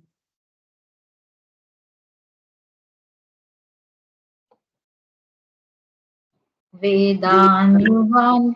Yeah, continue, Mataji. No, Mataji, I thought you were not there. That is fine. Continue. Vedan Yugante Tamasa Tiraskrutan. Rasataladyo nruturanga vigraha. Rasataladyo Nruturanga Vigraha. Pratyadadevai kavaye biyachate. Pratyadadevai Kavaye Vyachate. Tasmai manaste vitate hitaya iti. Tasmai Namaste Vitathe Hitayati. At the end of millennium, ignorance personified assumed the form of a demon, stole all the Vedas and took them down to the planet of Rasatala. The Supreme Lord, however, in his form of Hayagriva, retrieved the Vedas and returned them to Lord Brahma when he begged for them. I offer my respectful obeisances unto the Supreme Lord, whose determination never fails. I offer respects to Lord Hayagriva, whose desire comes true, who, taking the form of a man and horse, Nru Turanga Vigraha, his form is Nru and Turanga, half man, half horse, returned the Vedas to Brahma from Rasatala, when a demon took them away at the end of the Yuga. This verse describes a pastime of the avatar related to the topic. Lord Hayagriva returned to Brahma the Vedas, which were taken away by a demon. He has the form of a man and horse. I offer respects to he whose desires come true. So this is about the prayers offered by Bhadrashrava in Bhadrashrava Varsha unto Lord Hagriva. So next section, there are about Hare prayers Krishna. offered by. Yes, Mataji. Prabhuji, there are few doubts like explained in the beginning before reading the verse that Madhu and Kaitaba were they stole the Vedas, which then Brahmaji it was to be given to Brahmaji, but they stole it prior. But here they are also mentioning that the ignorance personified took the form of demon, and then they took it to the Rasatala planet. So, there's a lot of confusion to understand because first thing is when you mentioned that when the next day began, there came the lotus from the Garbhodakshay Vishnu's navel, and when the lotus was growing and Brahmaji was on top of it, that time only these demons were created from the leaf of that lotus, like that. So, like when the Brahmaji was still, he was in the process. He has not started yet to create the whole universe, na, like secondary creation. So, from where these demons came, Prabhuji? Because till now nothing has been created, na, that time. I just told, na, just like Brahma appeared from the lotus flower, the two demons, Madhu and Kaitaba, appeared from lotus leaf. Yeah, but like generally what we have studied till now, Prabhuji, like when Brahmaji creates, then that those 8 types See, of wait. That is fine. There could be some special personalities can appear, na? Brahmaji creating everyone. How did Brahma appear? Just like Lord Brahma created. appeared like that, not only the two demons. Brahma appeared, along with Brahma also Vayu appears. The four Vedas appear, and Madhu and Kaitaba also appear. They also appear simultaneously. So that is in particular creation or every creation like that it It happens. seems that every creation how it happens we don't know, but आज का दिन तो हुआ था ऐसा सुबह सुबह. Okay. हाँ, शुरुआत में when Brahmaji is appearing along with Brahmaji and Madhu and Kaitaba appeared, and Vayu also appears. Vayu is not created by Brahma. Vayu also appears in the lotus only. From the lotus stem Vayu appears. From the flower Brahma appears. From the stem Vayu appears. From the leaf the two demons Madhu and Kaitaba appears. Okay, so they are also created by the Lord only. They appear directly from the Lord. So all this is just like a pastime, na Prabhuji, means everything has been created by the Lord. So the demons they will come and they will steal the See, Vedas. other demons are created by Brahma, but these two are special demons. They appeared at the beginning. Okay. Not that all the demons appear like this. Just like Brahma appeared from Vishnu, like that Madhu and Kaitaba also appeared from Garbhodaksha Vishnu and from the lotus. Okay. So So maybe for particular purpose, Lord must be creating them, na Prabhuji. that and all we don't know. They appeared Yeah. and this pastime appeared. Because here what in the book like Bhagavatam book when we read it was mentioned that they took it to Rasatala. 1 second. So This we discussed already in Varahadev pastime also. When Bhagavatam says Rasatala means it is not like Rasatala Loka. It is in the direction of Rasatala. They stole the Vedas and they went into Garbhodaka ocean. They hid themselves into the Garbhodaka ocean. The Garbhodaka ocean is indicated by Rasatalad. In the Bhagavatam, wherever Rasatalad comes, Rasatala means Rasatala Loka. Rasatalad means towards Rasatala Loka. That means Garbhodaka ocean. They hid themselves within the water. That's why Lord took the form of Matsya. Because they are inside the water, only a fish can fight with somebody inside the water. So Lord took the form of fish. So it is like that. okay, so it is in the direction of Rasatala Loka, which is Ah. to be created. And like that's what when you were explaining just now, I was feeling that Lord Brahma, when he created the 14 planetary system, it was in the stem of that lotus, na Prabhuji? Again stem. अभी कितना बार हमने photo दिखाया था. From the stem only Bhuvarloka Swargaloka comes. From the flower Maharloka, Janaloka, Tapaloka, Satyaloka comes. And from the leaf Bhuloka and 7 lower planet systems come. Oh, okay. Okay. In the third canto, we showed this picture many times. In the second canto, also we showed this picture many times. And recently, at the beginning of the fifth canto, this section, we showed that picture many times. Sorry, Prabhuji, like so many details now. We poor intelligence can't remember. No, not like that. You need to discuss. Unless you discuss, you don't remember. Just Yeah, hearing, because we because hear multiple times multiple things. Because the rest of the speakers always say that everything appears from the stem of the lotus only. like that we keep hearing, no. So That is the problem. doesn't remember that. Just like we discussed some time back, na, like Shesha is holding the universe. Everyone says universe only, but Shesha is not holding the universe. Yeah, it is the mandala. So it is like that.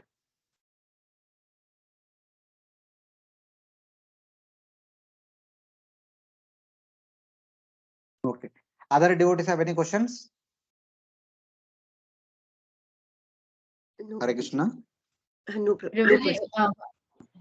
one more thing is there, like, is there any reason like why particular Varsha people worship particular form of the Lord? Like here, Bhadrashva Varsha, whether the Lord Hayagriva pastime happened there, that is why they worship No, no, no, Hayagriva. no. See, nothing like that. Now we are going to discuss Prahlad Maharaj. Why Prahlad is only has to worship Narsingadev? There is a direct connection. Now, Prabhuji Narsingh Dev appeared for Prahlad Maharaj. The direction is always there.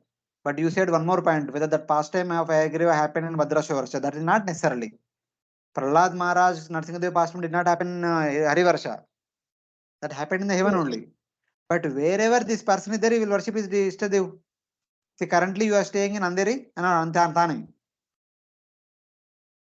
Ah, Okay. And in your home, you are worshipping maybe whichever it is. Jagannath, Who's Jagannath Ji. Jagannath Ji is there. So now your job changed, your location changed. You go to some other place in Mumbai.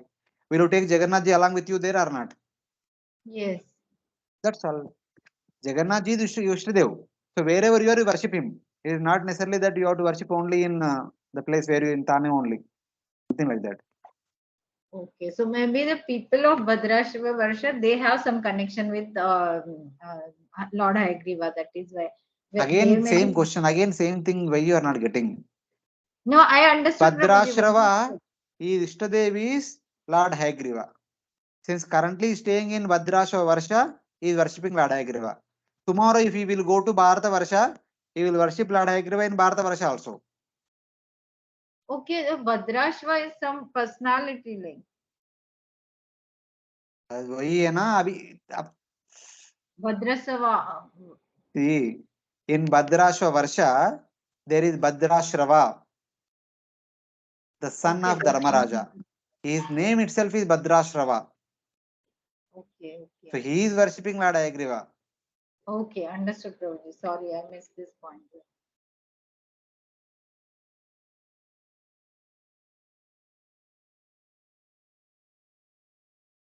So like that. Okay, fine. We'll move on. So now the next Varsha, Hari Varsha. In Hari Varsha, the Lord resides in the form of Narsimha. I shall explain the reason for his appearance later. Sukadeva Goswami explained that I will explain Lord Narsingadev appearance later on in the 7th canto. The great devotee Prahlada, the abode of qualities of a Mahapurusha or Mahabhagavata, whose character purified the demons of his family, worships the pleasing form with uninterrupted pure bhakti, along with the inhabitants of this Varsha. He chants this prayer. So it says that though Prahlad Maharaj born in the demoniac family, but by his birth, the generation after generation, the entire demoniac family became purified. The examples are Virochana and Bali Maharaj. The immediate generations of Prahlad Maharaj are Virochana and Bali Maharaj. They are actually very nice, purified personalities. The nice devotees they became eventually. That is the wonderful glory of Prahlad Maharaj. So in that way. And Prahlad Maharaj currently staying in Harivarsha and is worshipping Lord Narsingadev. So when Lord Vamana appeared, so at that time, Prahlad Maharaj was also there in the Bali Maharaj in the Degna area. So when Lord Vamana told Bali Maharaj, you want to become Indra? So for this Manvantara, the Indra will be Purandara only. You will become Indra in the next Manvantara. Till then, you stay in Sutala Loka. Then Bali Maharaj says, my dear Lord, so you are telling me to stay there. And then Lord says that I personally guard your palace so that none of the asuras will come and contaminate your consciousness. And again, motivate to fight with Indra again. So then Bali Maharaj said that, my dear Lord, what will I do there alone? So Lord said that I will personally guard your palace. So you worship me? Then still I will be alone. I need some devotee association. Then Lord Vamana says that, my dear Prahlad, you keep visiting. Stay around and keep visiting him so that he will not feel lonely. So since then, Prahlad Maharaj staying in Harivarsha. Not only that reason, the other reason, even when Lord Nrsimhadev told that, my dear Prahlad, please come, let us go back to spiritual world. Prahlad Maharaj said that, no, how can I come? When all the people in this world are suffering, how can I come unless until they are delivered, I cannot come. So Lord said, okay, no problem, stay here. So since then, Prahlada is staying in this Harivarsha and worshipping Lord Nrsimhadev. For what purpose? For all of our deliverance. And while worshipping, he offers wonderful prayers. In the 7th canto, Lord Nrsimha will be described. Prahlada's character purified the demon's family. His bhakti is called uninterrupted because it was mixed with karma or jnana. His bhakti is called uninterrupted because it was unmixed with karma or jnana. It has no mixture of karma and jnana. It is called pure because he did not worship any other devatas. So, before he was born, he was already devotee. As soon as he was born, since then, he was worshipping Lord Vishnu only. So, even though his father was prosecuting him, he never gave up Vishnu worship. So, that is the greatness of Prahlad Maharaj. And that Prahlad Maharaj offers a Bija mantra for Lord Nrsimhadev. So, this is the Bija mantra which can be offered whenever we visit Lord Nrsimhadev temple. This is one interesting mantra. Om Namo Bhagavate Narasimhaya Namastejas Havir Avirbhava Vajranaka Vajradamshtra Karmashayam Randaya Tamo Grasa Om Swaha Abhayam Atmani Bhuishta Om Shraum. So this is one mantra, Abhija mantra. We can remember and we can offer this prayer whenever we go to Nrsimhadev temple. I memorized when our Bhagavatam studies were going on. Later on, because there was no constant repetition, I forgot. I offer respects to the Supreme Lord Narasimha, the power among all powers. Please appear before me, Avir Baba. O Lord, with terrible nails and teeth, Vajranaka, Vajradamshtra. Burn up the impressions of karma, Karmashayam Randaya. Destroy ignorance, Tamo Grasa. Please appear in my mind, Atmani Bhuishta, so that it becomes fearless. Abhayam. So these are the requests to. We need all these things. So we want Lord Darshan, and we want the desire for materialistic activities should be burnt, karmashayam should be burnt, material desire should be burnt, and our ignorance should be removed, and our mind should be occupied by the Supreme Lord, so that we become fearless. So Lord Nrsimha Devi, the protector of us, we can chant this mantra. You are the power of power itself. Burn up the impressions of karma. Appear in my mind. So there is fearlessness. So this is the prayer. This is the Bija mantra that Prahlad Maharaj chanted for Nrsimhadev.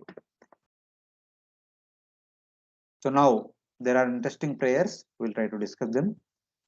Swastastu Vishwasya Kalu Kala Prasidatam स्वस्तस्तु विश्वस्य कला प्रसिद्धताम् Dhyayantu Bhutani Shivam Mitodiya ध्यायन्तु भूतानि शिवं मितो धिया Manascha Badram Bhajata Dokshje मनश्च भद्रं भजता तदोक्षजे आवेशतां नो मतिरप्यहेतुकी आवेशतां नो मतिरपि अहेतुकी. Hare Krishna. May there be good fortune throughout the universe, and may all envious persons be pacified. May all living entities become calm by practicing Bhakti Yoga, for by accepting devotional service they think of each other's welfare. Therefore, let us all engage in the service of the Supreme Transcendence, Lord Sri Krishna, and always remain absorbed in thought of Him.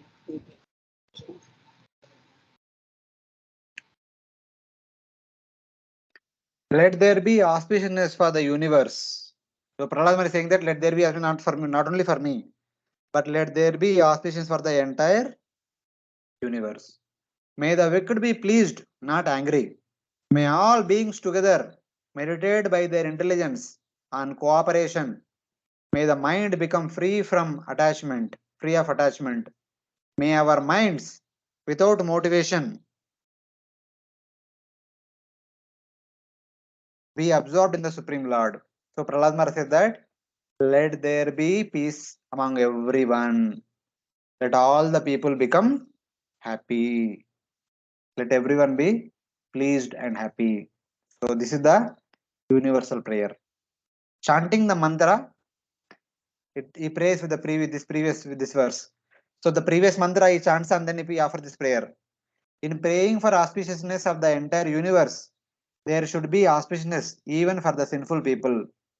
Then affliction of devotees should be absent. If the sinful people are happy, if they are content, they will never trouble the devotees. Thus, he prays that the demons become devoid of anger. The demons should become prasidatam, should be satisfied. If they are satisfied, they will not trouble devotees. That is the intention. Even if the devotees are not afflicted, there can still be mutual animosity between other beings. Even if devotees are not afflicted by asuras, there can still be mutual animosity between other beings. With that, there can be no auspiciousness. Therefore, Prahlada prays, may all beings meditate on auspiciousness. Not only asuras, even all the other beings should be satisfied. Auspiciousness cannot exist without attachment to material enjoyment. So, sorry, auspiciousness cannot exist with attachment to material objects. As long as we are attached to material enjoyment, we can never have auspiciousness in our life. Therefore, Prahlad Maharaj prays that the mind partake of auspiciousness. That means the mind should be constantly attracted to Supreme Lord. Only when the mind is attached to Supreme Lord, there will be auspiciousness. As long as the mind is attached to material things, there will be no auspiciousness. Like the Prahlad Maharaj says. Badram here means without attachment, without material attachment. Without bhakti, auspiciousness is inauspicious. Without bhakti in the mind, any so-called auspiciousness is also inauspiciousness only. So like that it has to be understood. Then it says that may our nishkama or may our ahetuki minds be absorbed in Lord Krishna. Since no words like today or right now are mentioned in this prayer, the Lord will fulfill his desires over a period of time. So when Prahlad Maharaj said that let the minds of all people be absorbed in the Lord, that means he's not telling that let the minds of everyone be absorbed in the Lord only for today or only for tomorrow, not like that. In general, let everyone be absorbed in Lord. So it may not happen today, but it will happen over a period of time. So one should not say, however, that all jivas will be liberated eventually, and then the universe will be empty, will all be empty. Since the Jiva Shakti and Maya Shakti are eternal, the Jiva Shakti will manifest continuous, countless other jivas for the material world. So one may say that if there is auspiciousness means if there is Krishna Bhakti in everyone's heart, everyone will go back to God and the universe will become empty. So it is not like that. First of all, it will not happen altogether, it will happen gradually. While some devotees are going to spiritual world, some other jivas are also coming back to this material world and filling the material world. So the material world will continue to perform activities. There will be no time, it is vacant. So like that. like that is indicated. So basically, when he prays that, let there be auspiciousness, let there be friendly disposition in everyone, means in due course of time, eventually let everyone become satisfied and then they should have bhakti in their minds, and entire world is friendly and ready to go back to Godhead. So this is his desire. This is his prayer. For this only Prahlad Maharaj staying back here to see this particular situation all over. Everyone, including all of us, should be Prasidatam, completely satisfied so that we will not have any animosity with anybody. That is the idea.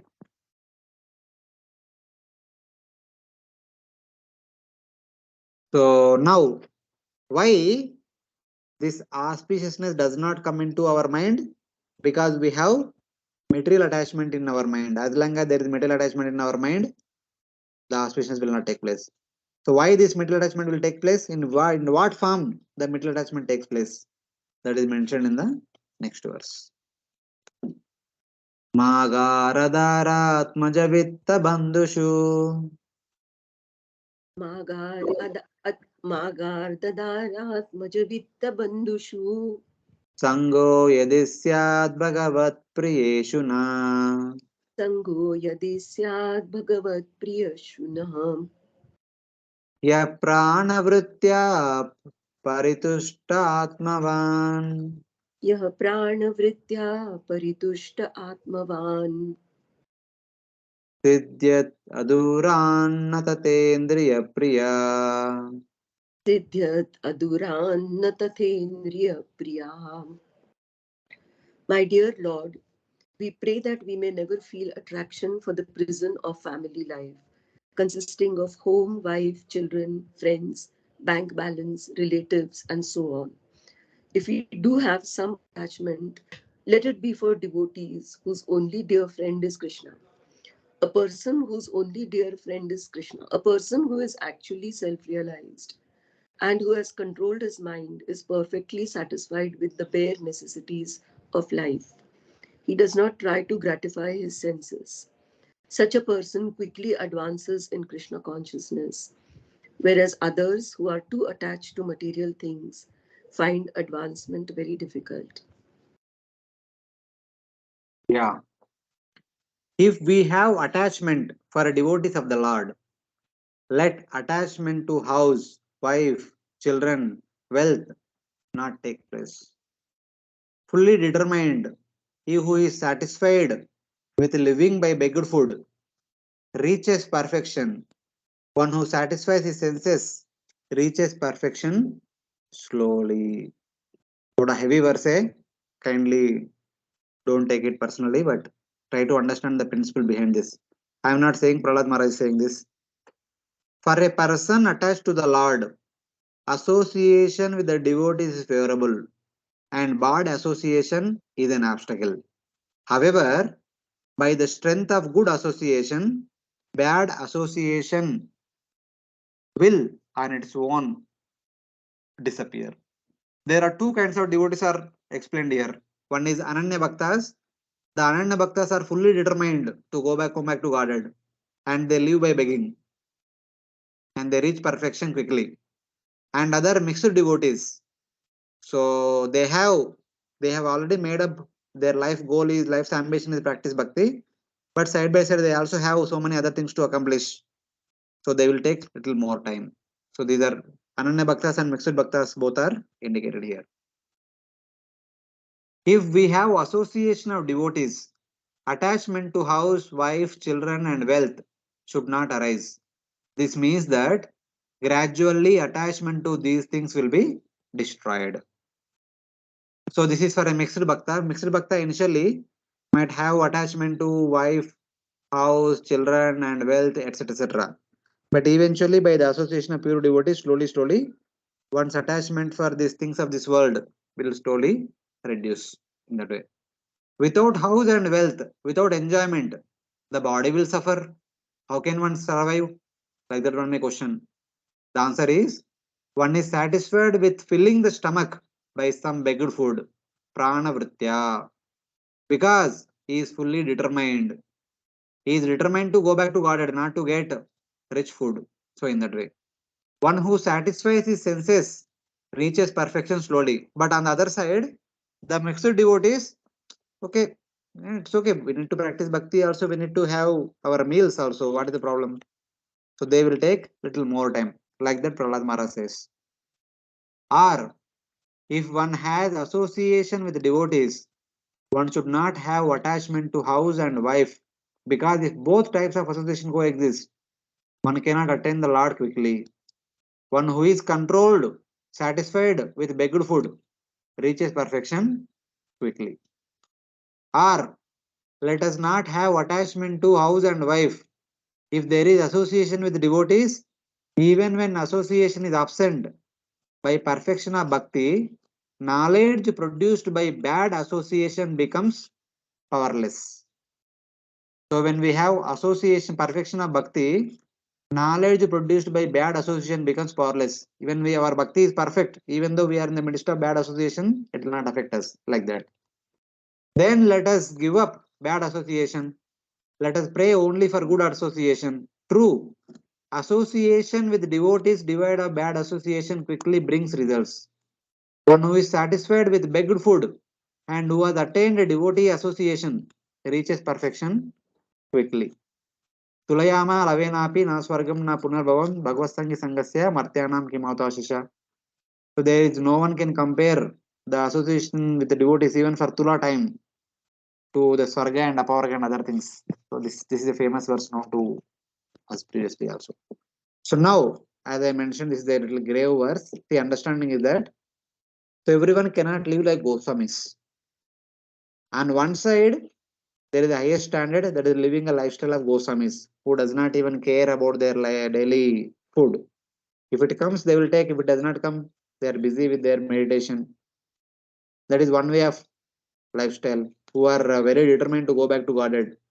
They don't want to continue their connection with the material world and material duties, etc. They're like Goswami lifestyle. But on the other hand, others who are part of Varnashrama, they've already taken so much responsibility. They need to fulfill those responsibilities and also practice bhakti. So they will do everything and they will take little more time than Goswamis. So, Prahlad Maharaj is not saying that is wrong completely. He's telling that they will take more time. And now, if all the family members and our house is dedicated for the service of the Supreme Lord, then they are also devotees. So having attachment to such kind of people is nowhere against to bhakti. But on the other hand, whenever Bhagavatam says that attachment to house, wife, children, etc., etc., so that we need to understand that that attachment is based on the bodily platform. That attachment is mainly based on the treating them as the object of one's sense gratification. So with that kind of understanding, attachment even to the family members is not in criticized by Bhagavatam. So it's like that. So otherwise, if the whole devotees are whole family is devotees, if the house is dedicated to serve the Lord, then that is attachment to Vaikunta. So in that way.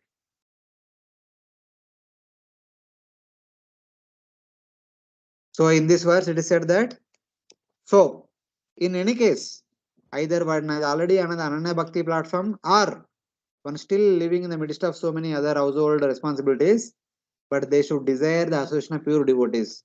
Only in the association of pure devotees, their attachment to material things will be reduced and attachment to Supreme Lord will increase. So that is indicated.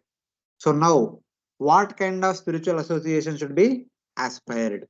That is indicated in the 11th verse. Hare Krishna, Prabhuji. Yes, Mataji. Prabhuji, from what we discussed just now, that means only after becoming the Goswami, when comes to the Goswami platform, then only one can go back to Godhead. Like No, no, not like that, Mataji. See, again, why you are, I said many times, those who are determined to go quickly, they will take up the lifestyle like that of the Goswamis. And those who have to fulfill their responsibilities and slowly go. So they will do all the responsibilities and go. So that is normal, all of us, those who are part of the traditional Varnashram system and all. They also will go back to Godhead, but slowly. Dire dire. Slowly means after few lifetimes. Is it the right See again, understanding? see, it can be this lifetime also, it can be after few lifetimes also. We don't know. See, if your lifespan is 100 years, so if you are taking 3 meals every day nicely, you live for 100 years and after 100 years you'll go back to Godhead. But if somebody's lifespan is 100 years, if that person is not eating, is simply fasting, is only accepting a glass of water every day, will he live 100 years or he will die in a year only? Yeah. So are you getting? Yeah, you will So die also. voluntarily they fast so that they leave the body immediately and go back to Godhead immediately. Oh, So like that. okay. Thank you. See, that's why it is word is mentioned quickly, is mentioned many times. So the leading the lifestyle like that of the Goswamis, like living by begging, they attain quickly. Matlab, they already cut off their connection with the material world. But other devotees who are so many responsibilities, they need to fulfill that. So they still maintain the connection to the material world. So for them, it takes more time. It could be the full lifespan, or it could be few more lifetimes. We don't know. Because we also see in our Prabhuji like that, like we see the six Goswamis and other their lifestyles, and we see like their bodies, because they are the spiritual beings, so their bodies can maintain the body that will like 3 days में एक बार buttermilk लेके and things like that. So we do see that they also live the similar, means materially speaking, अगर उतना ही life span उनका भी था, ऐसे नहीं कि वो जल्दी But if you see, I don't think so. Any Goswamis lived their 100 full years. not 100 but like अभी भी हम देखते हैं तो कितना ज्यादा से ज्यादा 60 No, 70 no, 80 like not that like है. that. Not like that. Other people are dying because of some disease and other things. But still, most of the Goswamis left their bodies early only. No, it's okay. It's not about the number, but see the intensity. The focus is about intensity and all because they are fully dedicated to do it. So they want because they want to leave early. That's what Prithu Maharaj we discussed. Because Prithu Maharaj wanted to see the Lord immediately, he performed the severest of austerities of Vanaprastha order. He could have performed the medium level. He could have started with the beginning level, but no. To start with, he took up the highest form of austerities so that he want to go back to God quickly. So it is like that. Okay, so the in short, as much as the one is fired up and determined to go back soon, the similar way with the determination itself gives lot of strength, not Prabhuji, to No, bear no, lot forget of. about that. As much determination is there, utna jaldi one will go back to Godhead. Yeah, जितना determination है उतना जल्दी बस उतना ही yeah. 100% determination as early as possible 50% धीरे धीरे 20% बहुत धीरे 10% बहुत बहुत धीरे so like that. Okay, Prabhuji. Yeah, thank you.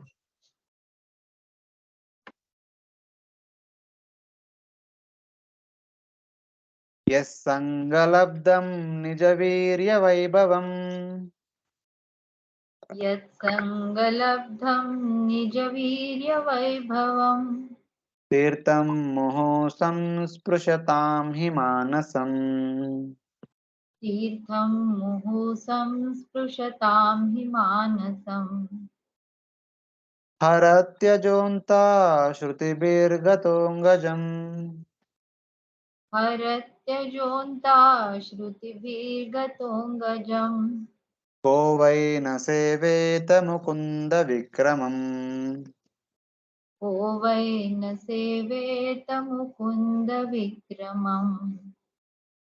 By associating with the persons for whom the Supreme Personality of Godhead, Mukunda, is the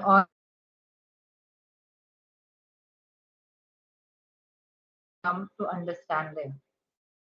The activities of Mukunda are so potent that simply by hearing of them one immediately associates with the Lord.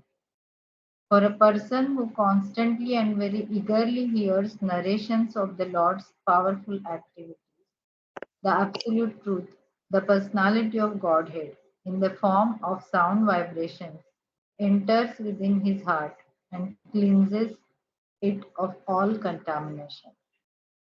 On the other hand, although bathing in the Ganges diminishes bodily contaminations and infections, this process and the process of visiting holy places can cleanse the heart only after a long time. Therefore, who is the sane man who will not associate with the devotees to quickly perfect his life? Yeah, I think this answers my question, Roshi. Krishna entering into the heart through the ears removes the desires in the mind of those persons who constantly sip the holy water. Tirtham muhu sansprishatam. Here this is anlagas. Those persons who constantly sip the holy water means those persons who are constantly hearing about the Lord. Drinking the water means hearing Krishna Katha. Whenever in the Bhagavatam, whenever it says that drinking the water, that is equal to hearing Krishna Katha. In the form of Lord's pastimes, attained by devotee association. We can only hear in the association of devotees. Otherwise, we can't hear. Who could not hear the pastimes of Mukunda? This is a glorification of devotee association. Power of Lord's pastimes, like lifting Govardhan, attained by association of devotees, is a holy place which purifies even Sattvaguna. Lord Krishna removes the impressions of desire related to the mind of men sipping through the ear the holy waters of the Lord's pastimes heard from the devotees. Pravishta Karnarandrena Swanambhava Saroruham Dunoti Samalam Krishna Salilasya Yatasharat.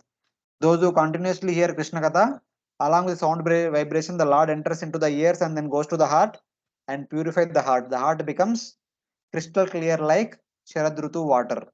So something like that. So that one can see the Paramatma face to face. So in that way. A second meaning is Lord Krishna attracts the mind. How? He enters through the ears. Who would not hear the pastimes of Mukunda, such as lifting Govardhan and other past Janmashtami, appearance pastimes, etc.? His pastimes are outstanding because without devotee association, they are rarely understood. The Supreme Lord's pastimes are outstanding. We cannot understand our own. We need to hear from the mouth of pure devotees. Tatam prasangam vimavirya mamvidau bhavanti hritkarna rasayana kata tadjoshana dashu apavarga vartmani shraddha ratir bhakti anukramishati. It is only when we hear Krishna's pastimes from the pure devotees, our heart will be purified and it will come close to Bhava Prema. Otherwise, it will always remain in Bhajana Kriya and Anartha Nivrutti only. It will not go further. So something like that. So this is the most important verse from this section. Prabhupada quotes many times. Many of Bhagavatam speakers also quote. Yasyasi bhaktir bhagavati akinchana यस्य भक्तिर् भगवती किञ्चन sarvai gunaistatra samasate sura सर्वैर्गुणैः सत्र समास्ते सुरः harawa bhaktasya kuto mahadguna. हरौ अभक्तस्य कुतो महद्गुणा मनोरथेन सति धावतो बहि. मनोरथेन सति धावतो बहिः. Mataji, don't read. I will read. I will only explain. The devatas constantly dwell samasate sura with all good qualities in that person who has pure bhakti for the Supreme Lord. Basically, in whosever heart there is pure bhakti for the Supreme Lord, in that person's heart, the Supreme Lord personally resides. So wherever the Supreme Lord personally resides, all the devatas will reside. And also, all the wonderful Vaishnava qualities also will reside. That is understanding. There are no good qualities in the heart of non-devotees because they always chase after temporary material objects with desire for material pleasure. If our heart is running after material enjoyment, only material desires will be there. If our heart is running for Lord Krishna will be there in our heart. But the thing is that wherever Lord Krishna is there, all the devatas and all the Vaishnava qualities will also reside there. So that is the understanding. This verse praises the devotee who attains is position by bhakti attained through association mentioned in the previous verse. So now, taking from the previous set of verses, if we have attachment to family members and all, the attachment to things of this material world, there will be no bhakti in the heart. When there is some attachment to Supreme Lord, then our attachment to material things will slowly diminish. But if we want to increase our attachment to Supreme Lord, we need to be in the association of devotees. So in the association of devotees, what we will do? We constantly hear Krishna Katha. By hearing Krishna Katha, what happens? The Supreme Lord enters into our heart. When Lord enters, what happens? The mala is removed and all the devatas will come into the same heart and all the good qualities also will come into the same heart. Like that, one after the other will happen. Therefore, who would not hear the pastimes of the Mukunda, of the Supreme Lord? Where there is Nishkama Bhakti to the Lord, the Devatas live in that place completely with all qualities like Dharma, Jnana, Vairagya, etc. So, Dharma Jnanadibhi Saha Kalo Nashta Dusham Yesha Purana Arko Adinodita. So, what was that verse? So, when the Supreme Lord Sri Krishna disappeared, he disappeared along with Dharma, Jnana, Aishwarya, and all the six opulences. So, wherever the Lord is there, the six opulences will be there. That is the understanding. When a devotee becomes pure devotee, Krishna will manifest in that heart of the devotee. Along with Lord Krishna, all the six opulences and all the other devatas, everyone will manifest. He becomes filled with all the devatas. This means that by service to the Lord, all the devatas are served, or the presiding deities of the senses such as Rudra reside there with all good qualities and no bad qualities. So if not all the devatas, at least the 14th devatas will be there in the heart of such a pure devotee. So that is the understanding. So thus, the bad qualities of pride arising from Ahankara do not arise in the heart of such a devotee. How can the qualities without fault, the great qualities arising from bhakti, reside with the non-devotee? Therefore, how a non-devotee will have good qualities? Because the good qualities will accompany the devatas. The devatas accompany the Supreme Lord. The Supreme Lord comes to the heart where there is bhakti. When somebody's heart does not have any bhakti, how can the Supreme Lord will be there? And how can the devatas will be there? How can the good qualities will be there? So like that. If good qualities such as knowledge of scripture are present in a non-devotee, they coexist with bad qualities like envy and hatred. If a non-devotee becomes expert in Shastra Jnan, along with that Shastra Jnan, there appears envy and hatred also. If somebody else is more knowledgeable, they become envious. They develop hatred and they become proud also. I am so knowledgeable, like that. Such a person chases material pleasure or what is non-existence, asati, with the desire for happiness gained through position.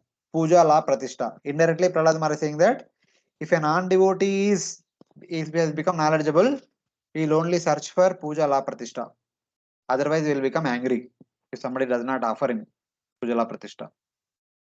Or the presiding deities of the senses in the material world with bad qualities in material people, since the devatas must deal with samsara, but they do not dwell constantly with the jnanis absorbed in contemplating oneness of the Atma. Basically, the 24 elements have good qualities as well as bad qualities also. The people who are not interested in bhakti, the 24 elements provide them bad qualities. For the people who are interested in bhakti and Bhagavan, the 24 elements will provide them all the good qualities. And jnanis who are neither good nor bad, but the devatas do not stay with them. Because for them, Brahma Satyam Jagan Mithya. This Jagat made up of 24 elements is also Mithya. That means 24 elements are also Mithya. So 24 elements do not stay with them. So 24 elements as qualities also do not stay with them. So they go away. So in that way. They tremble in fear thinking, we will die today or tomorrow on the company of these ungrateful people who want to destroy us after getting knowledge from us. So initially, they understand about Atma by analyzing what the 24 elements are. After understanding Atma, they say that 24 elements are Mithya. So they kill, they destroy, so they are afraid. They dwell constantly in the devotees who distribute spiritual knowledge, relishing the sweetness of the Lord with all good qualities. We are like crude iron, being material, but becoming spiritual. By contact with Krishna, we become followers of Lord Krishna. We are like crude iron. If we are thrown away, we become rusting. If we are put into fire, we develop the fiery qualities. Our nature. Having attained knowledge of the Lord's form and qualities, they continually relish the sweetness of the Lord. With that devotee association, we can cross over death at least. So that devotees will always think that let me be in the association of pure devotees. So by this association of pure devotee, will cross over the death. This is what they conclude with bliss and astonishment. The rest of the verse would be explained as before. So in that way, even the 24 elements, the devatas of the 24 elements who are residing in the heart of a pure devotee, they say that by being situated in close proximity to this pure devotee, when he goes back to Godhead, we can also take us back home back to Godhead. Like that, the exalted devatas, the devatas of the 14 senses also saying that we want to be in the association of this pure devotee, so that we want to go back to Godhead. We can go back to Godhead like that, they say. So this is how Prahlad Maharaj is indicating how by the practice of bhakti slowly how we progress in our devotional service. That is what he is indicating. So it is already 8:30. I just give me 2-3 minutes. We'll quickly read through these two verses so that this section will be completed. So you don't repeat after me. Hariri Sakshat Bhagavan Sharirinam Atma Jashanam Ivato Yamipsitam Hitva Mahamtam Yadi Sajjate Grihe Tada Mahatvam Vayasa Dampatinam. The Lord is the soul of all embodied living entities. Just as water is the life of fish, just like water is the life of fish, the Lord is the soul of all living entities. If a person gives up the Lord and becomes attached to his house, his only greatness is the time when youthfulness manifests in a husband and wife. So basically, just like water to the fish, the Lord to us. But unfortunately, because of our foolishness, instead of becoming attached to the Lord, we instead of taking shelter of the Lord, just like fish supposed to take shelter of the water. The fish comes of the water, what will happen? It will die. Same way, if we don't take shelter of the Lord, instead take shelter of material things, we are only glorified when we are in youth. After the youth is gone, matlab, when we are earning, everyone will glorify. When that is done, no one will glorify us. Does one see any greatness in a person in household life who have scriptural knowledge, good family, but devoid of bhakti? Yes, but they are the object of laughter. Yes, the people are glorified. Even the common householders are also glorified here. Only as long as they are earning something. When they stop earning, they are criticized even by any person. So like that. Only in youth they are glorified. In old age, they are criticized. They say that please die immediately. How long you want to live? Like that. The reason is a fish looking for pleasure gives up water and wanders on the bank. He ends up half dead. Similarly, the person who rejects the Lord wanders around in this world and is half dead. He is not great. If he is known as great in this world, it is the greatness of youth seen in a young couple. The attraction between the youthful couple is not there in the elderly couple or in two babies. Because of youth, the two persons worship each other with cloth and ornaments. This is not so for old people. So it is like that. The people without bhakti are glorified only in their youth, but not otherwise. So like that. And finally, Prahlad Maharaj says this prayer. Therefore, saying that he said, so in conclusion, what we are supposed to do? We are supposed to practice bhakti. तस्माद् रजो राग विषादमन्यो मानस्पृहा भयदैन्यादिमूलम् हित्वा गृहं संसृतिचक्रवालम् नृसिंहपादं भजता कुटोभयम् इति. Says that, therefore give up household life, the root cause of the cycle of birth and death. Here when he says that Itva Griham means give up household life means, of course from one point of view literally it is true, other point of view give up attachment to household possessions, household comforts, household enjoyments. So like that is more practical. So therefore give up household life or household attractions, which is the root cause of cycle of birth and death. Give up thirst, attachment, lamentation, anger, desire, fear, and poverty, and worship the feet of Lord Narasimha, the abode of no fear or fearlessness. Rajas means thirst, Raga means absorption, Samsara is a circle and resides in the house. This is an instruction to the demons. So basically, Prahlad Maharaj, whatever he is saying, so directly or indirectly, is talking to his friends, just like Prahlad Maharaj was teaching to his classmates in the school. So like that also we can take is because this kind of mentality can be seen in Asuric mentality people. So in that way is doing more. But otherwise, even for Bharatavarsha residents, so we may be living in the home, but just like we develop attachment to our house, there will be our attachment to this material world also. As long as our attachments are there, we cannot progress in bhakti, we cannot come back to Godhead. So therefore, don't tell that attachment to the things connected to house and household affairs toward the Supreme Lord.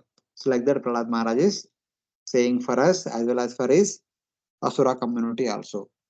So with this, Prahlad Maharaj prayers are completed. So we'll stop here for today's Bhagavatam class. And we'll continue with other prayers. In the next 2 weeks, we'll try to complete all the prayers. And then the week after that will be Radhashtami. And the week after that, we can have exam for these first 6 chapters. Chapter 16, 17, 18, 19, 20. 5 chapters. So like that, the week after Radhashtami will be the exam. Hare Krishna. So before closing, any questions?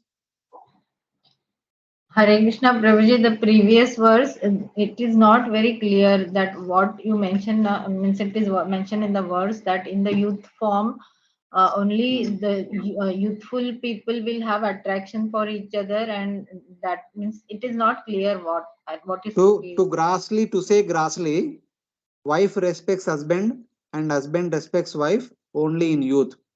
It is not that I'm not talking about devotee families and all. There could be so many gentlemen who also respects others also. But this respect is from the point of view of, so both of them are kind of, they are object of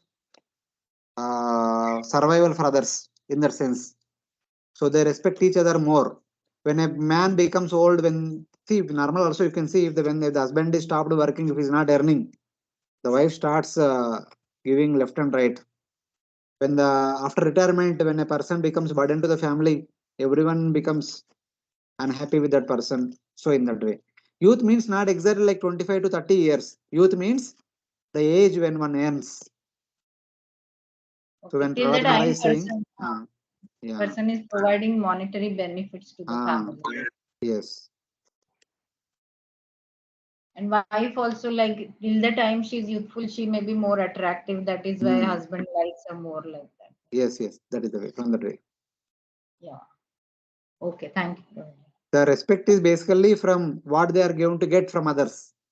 When they are not getting anything from others, then they will. That's what we saw in the 30th chapter of the third canto. How the person who by all bad means trying to maintain the family performs all the sinful activities, but when he becomes old, he is fed like a dog is fed. So there are so many descriptions are there in that chapter very graphically. So in that way, this can be seen. It was in Kapil Deva's teachings, no? I think. Yes.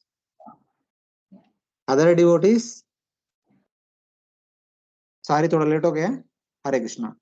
ग्रंथरा Shrimad Bhagavatam की जय. श्रील प्रभुपाद की जय. अनंत कोटि वैष्णव वृंद की जय. So Janmashtami is coming